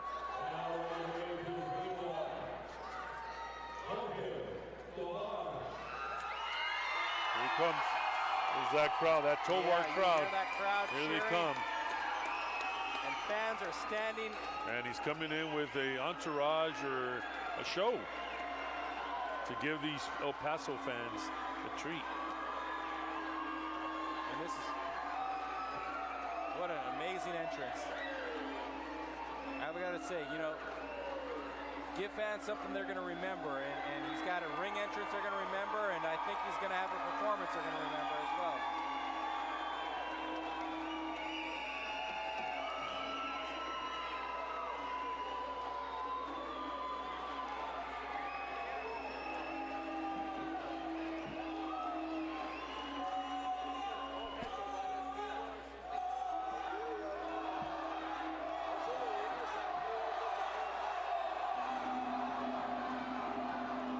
good kid from El Paso, Texas. Way to represent the border town. Great family too. And like you said, an ambassador to boxing he's going to be. Absolutely. And really the thing about it is, I know we look at these fighters, we see these guys who are diamonds in the rough, and we see these guys who we like, well, you know, if the moon's aligned perfectly, if the cards fall perfectly for them, and if they, you know, if this diamond in the rough gets polished, they could be a world champion someday. And we say that about a lot of fighters. Very rarely does it pan through. But Jorge Tovar, he doesn't look like a diamond in the rough. He looks like a straight-up diamond. Yeah, he's ready. He looks like a world-class prospect. I'm really excited to watch his career progress.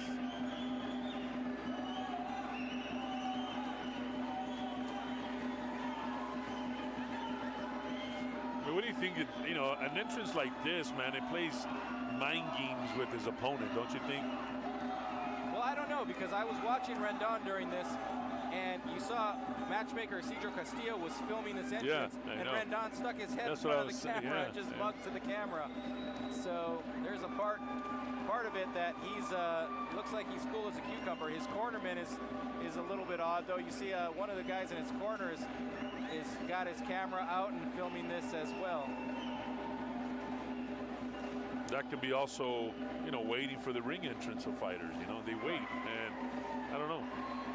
Well, the other thing too is a fighter gets warmed up in the locker room before in the dressing room before the fight. A long ring entrance can take a little bit of away. Yeah, exactly. But this is Tovar's land. Exactly. This is Tovar's arena. These are Tovar's fans. So when you're the A fighter, hometown fighter, you deserve a ring entrance like that. Here he comes. Well, we're about to hear this arena erupt.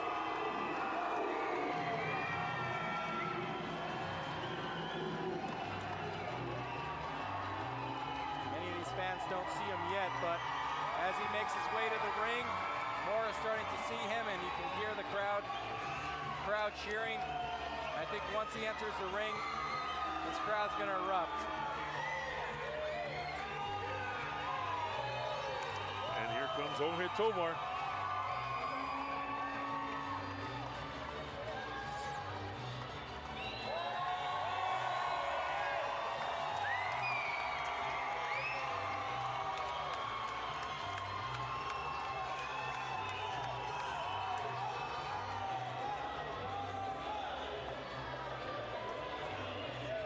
Who doesn't like a Mexican fighter, man?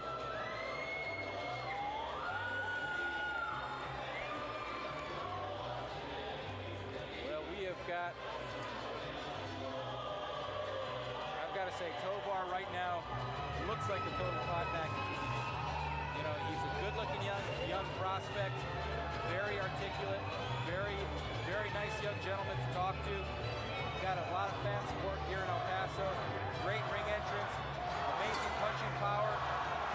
He looks like a total package. And humble. Absolutely, yeah, very humble too.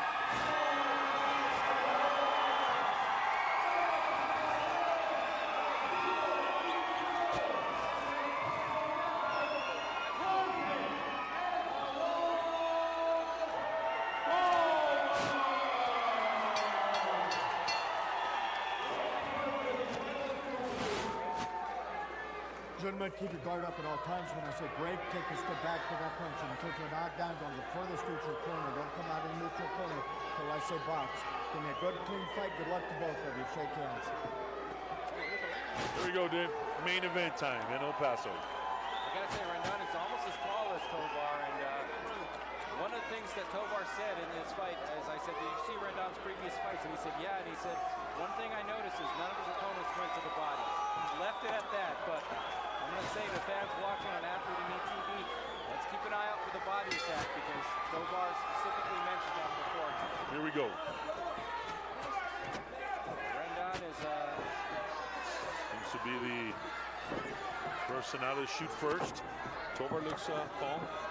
well, and Rendon kind of smothered his, I should say smothered, but overwhelmed his first two opponents, James Land and Your Highness Rezak.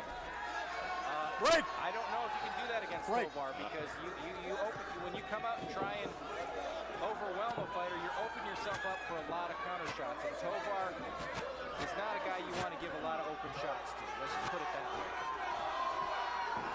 With that being said, Tovar is not coming out wild either. Oh, he got it. You're right there. The nice, cool, and collected Tovar. That's the way to go. Exactly. Rendon looks a little bit wild, Dave. He does, and that was the first body shot I saw. Wait, stop! Stop! Again, he said Don't hold behind the head, okay? Box. And that was a warning for referee Rocky. Stop! Box! Rendon leans in with the right hand, and you know Rendon is not a technically very smooth technical fighter, but what he does a lot of times works, and he throws his punches from weird angles, but they still are effective. He's wild. He's wild, but Tovar caught one right there. he did, and again, it came from out of left field. That's the interesting thing about Rendon. But with that being said, Tovar grazed Stop! forehand Stop! with a left hook of Don't Rendon, grab! and Don't grab! Box! you gotta see that pinpoint like precision from Tovar. He's looking for that spot. And Tovar being the professional he is, he's calmed down. He's reading the fighter first, and he's gonna turn it up here. Another body shot. Tovar. I'm gonna say Rendon is surprising me here. Now when things. Now Tovar starting to turn up the pressure himself. Break! Step back! Box!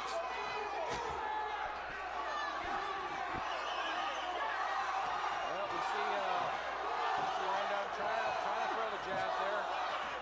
Rendon looks tired. He does look He looks tired. Yeah. And Break! his first two fights went 4 rounds. The second fight he was stopped in the first, or third fight I should say, stopped in the first round. But His mouth is open. I think this is over. Break! Rendon looks tired. Tovar, there's another body shot. Rendon Oh, God. trying to finish the round strong, but Tovar certainly looks pretty good there Very good. in the second half of that first round. Stop! Overhand right caught Rendon as the round closed. And Rendon looks tired, and let me tell you, Tovar, it was good. Tovar took some shots, but those are learning experiences for him. I think it's going to make him a better fighter. Look for Tovar to come out, guns blazing, man. Well, it's interesting because it looked very clear to me that Rendon had a plan to take Tovar out of his game, to turn it into a wild fight. Because clearly Rendon is a bit of a wild Yes, fighter. sir. And that's going to be to his advantage. Now, with that being said, as crazy as it sounds, you know, you normally would say, I would not want to get into a slugfest with Jorge Tovar. But if you can get into a wild fight with him, if you can take him out of his comfort zone and get him throwing wild punches in response to yours, yeah, you know what? It starts to balance things out a little bit. Tovar didn't take the bait, you know, and that's very impressive coming from a puncher. You know, a puncher sees a guy coming forward and he's like, great, now we're gonna get a chance to have a brawl. Tovar did not forget his training, he didn't forget what his training camp and what his corner taught him, and you know, he fought very effectively. And now he's slowly turning up the heat, as you see. Yep, he's gonna turn it. And he is been pretty, threw a nice combination upstairs. Like you said, Rendon looked fatigued at the end of that round. He does, and Tovar just got to stay cool. Tovar needs to continue throwing his jabs, setting up that jab, setting up the punch with some jabs. And I think he's going to do that. Rendon is not nearly as wild as he was earlier. And for the first time, you've seen Rendon kind of moving back. And his mouth is wide open. He's tired. Yeah, and his mouth is wide open. Like you said, his hands are pretty low. He's very low. Oh, he threw an overhand right that started at the There you go. There you go. Tovar unloading Rendon. Rendon seems like he doesn't want nothing to do with Tovar no more. Here comes Tovar. Here comes Tovar. Here comes Tovar. He's throwing punches. There goes the mouthpiece. Hey! Tovar looks great. Rendon looks very tired, David. He does. Looks very tired. Do you think that was a strategic move on his part? No, I actually think he lost his mouthpiece because he was fatigued. His mouth was wide open. Wide open. And you saw it just kind of tumble out. It didn't look like it got spit out. It's just what happens when you're that fatigued and you can't bite down on your mouthpiece. Well, we'll see the fortitude that Rendon has. I think Sibi has it. Tovar still remains his perfect defense. Looks real good.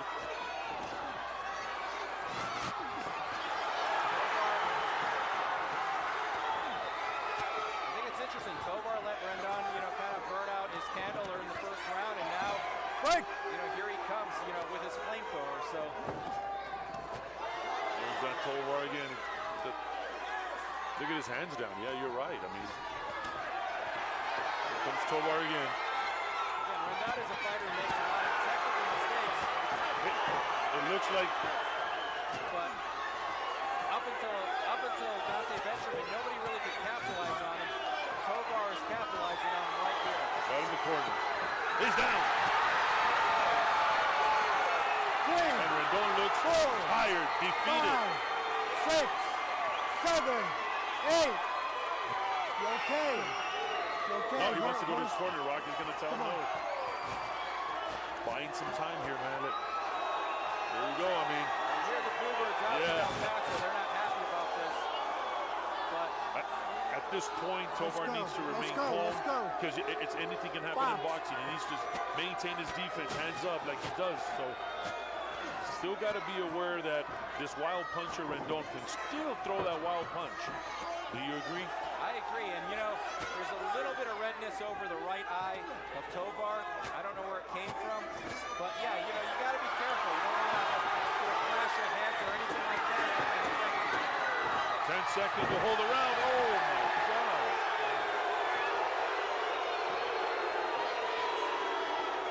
And that's an irrational behavior because Rendon is tired. Right. We don't want a wrestling match, okay? Let's not make it. And the round's going to save him. The bell's going to save him, I'm sorry. Box. Round We're going to see what that, for the first time in his professional career, Jorge Tovar is going to enter the third round. Third round. And it's good for him. Remember, we talked about it. It's very good because these are growing pains. These are learning lessons for Tovar. It's going to make him a better fighter when he goes into the deeper rounds. I think this was a perfect bout for Tovar to make him better. Exactly. And really, one more time. Not every fight is a comparison. Not every fight is, well, Dante Benjamin knocked out this guy in the first round. I've got to make sure that I knock him out in the first round also. There's a lot of reasons that a lot of things happen. Remember, John Ruiz was a world champion, got knocked out in 19 seconds by David Tua. Yeah, exactly. And so, these things happen in boxing. Every fight is not a comparison with another fight. The only thing you can do is fight your best fight, learn from it. Learn from it. And it's good that he fought a fighter like this because, again, it helps him grow. It really does. Now, I'll be honest, Rendon still has his mouth open, looks a little bit more refreshed, but not much. Not much. Tovar wailing at him. Rendon's at least able to kind of trade punches. Raises he's down.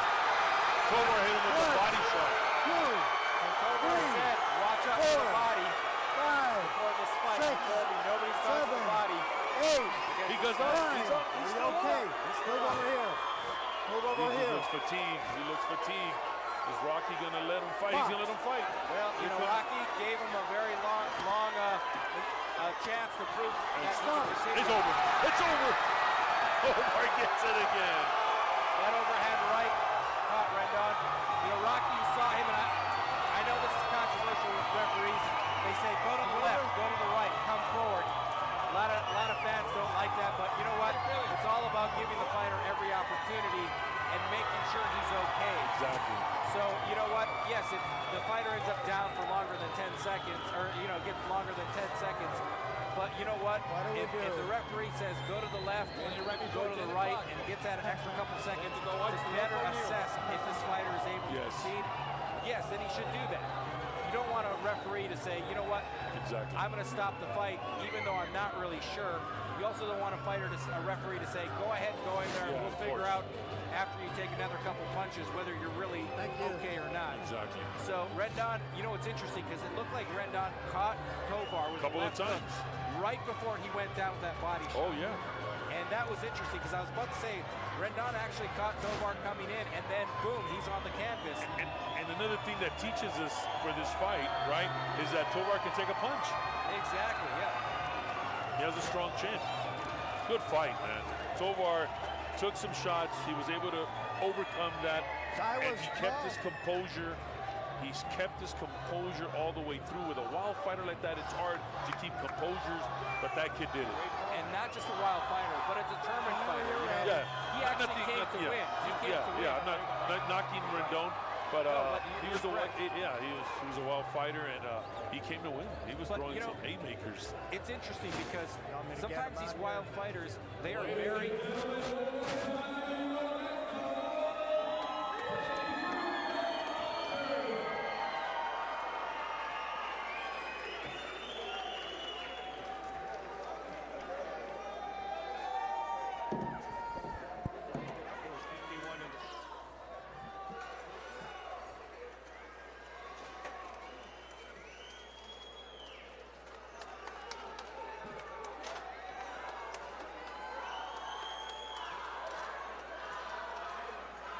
We were saying, and before we were going to make we'll comment before the official announcement, but you know,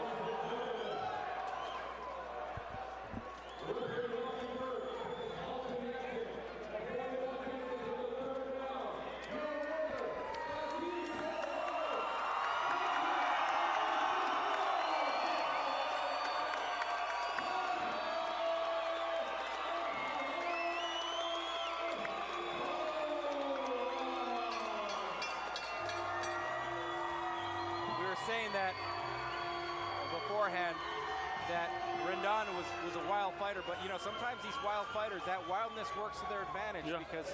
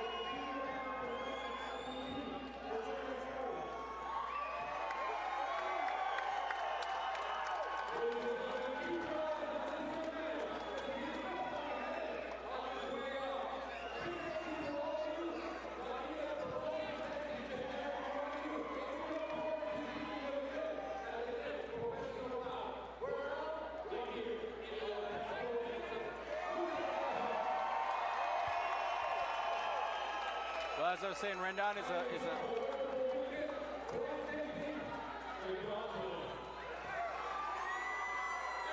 Rendon was an awkward and wild fighter, but sometimes that's effective. Tovar saw something he hadn't seen as a professional before, a style of fighter that he's going to see throughout his career, but he hadn't seen yet. and he passed that test. He You know, passed that, and that's why I was happy to see that Tovar got to see that type of fighter. Right. And he was able to overcome those wild punches that he was getting caught with. Right. But he was able to, again, I'm going to, man, that kid because he kept his composure. Other fighters would have just probably lost, thrown out what they learned in training camping, and just revert to some like survival mode, and he didn't. He kept his composure. And especially a puncher like Tovar, you know, you get hit with a punch when you're a puncher and a wild puncher. So many fighters, you know, they become undisciplined in that situation. They say, you know what, if you want to brawl, then let's brawl. Let's brawl. You know, you caught me with that left hook. Now I want to, you know, you to test my power, and they'll stand right in front of the guy and just trade bombs with him. And for the fans, that's great. But I'm going to say, I think the fans here in El Paso are just as happy with this result as they would have been if Tovar stood right in front of Rendon and fought his fight, and we saw a brawl as a result. I mean, you know, Tovar gave him some lickings too. Exactly. And there was something that we had seen from Tovar, but like you said, what we hadn't seen is facing a fighter like Rendon. He never had a fighter like that. And it was a perfect match for him because he was able to wow the crowd and give him some action fight. Give us some action fight. And that was the perfect performance because, like I said, he stayed disciplined. He stayed to his game plan. He also showed a lot of ring savvy because he recognized Rendon is burning himself. He's burning that gas tank. He's running that engine in red. And then you see that he was you recognize, he recognized his mouth was open, he was tired. And Tovar, you know, he still went to the body. He still followed the basic techniques. Exactly. Followed with that jab, went to the body, jab, upstairs, downstairs, and then he was able to capitalize at the end by a good body and a right. And that's what he did. I got to say, Tovar, A+ performance. Stephanie Hahn scores a TKO in the first round, 57 seconds.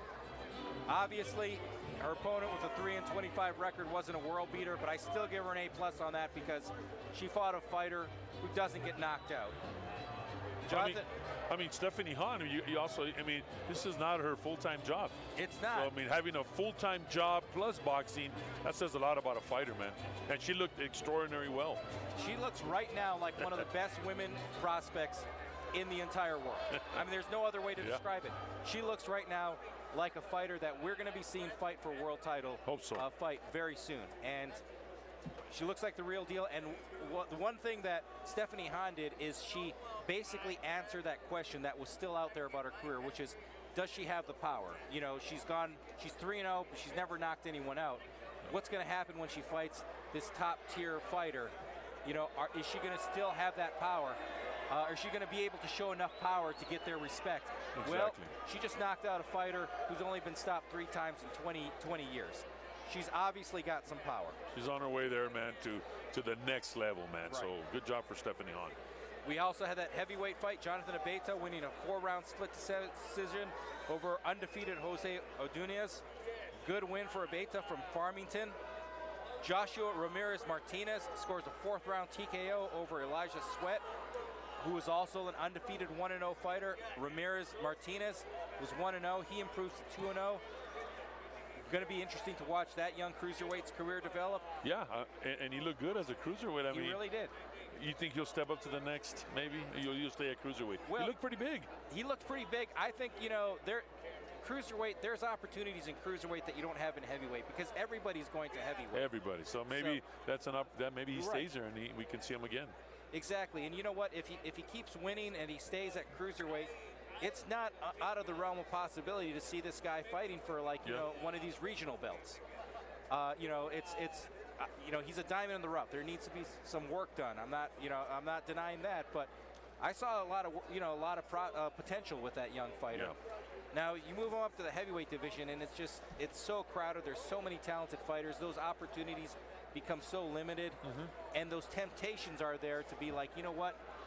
It's Tuesday afternoon. I just got a call offering me $10,000 to take a fight on Saturday in Las Vegas against this guy who's 17-0 and who's had like an 8-week training camp. And then a lot of times too for these fighters, man, that come out of here, you got to have the right guidance to Exactly. that. I mean, because not everybody gets that opportunity. There's Exactly. so many heavyweights, cruiserweights, like him. I mean, there's so many of them. So he's got to have the right opportunities, the right people following him to make it. So hopefully he gets guided well and he does great.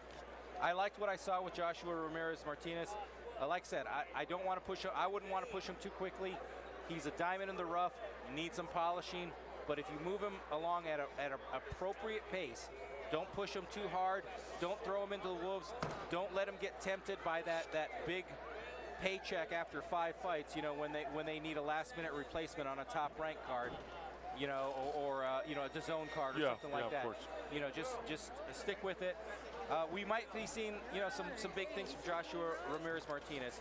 And then again, a fighter that I don't think we're going to be seeing in a world title fight, but a fighter that we're going to enjoy every single one of his fights throughout his career, Garrett Lopez. Yeah. Now improves to 2-3. Yes. What an impressive win.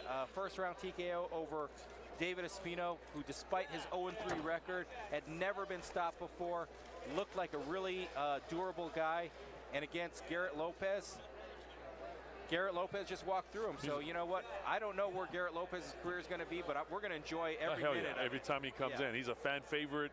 He comes to fight, and he gives the people what we want to see. He fights, man. So yeah, Garrett Lopez did good again. He always answers to the call. He comes out here and he puts on a show, man.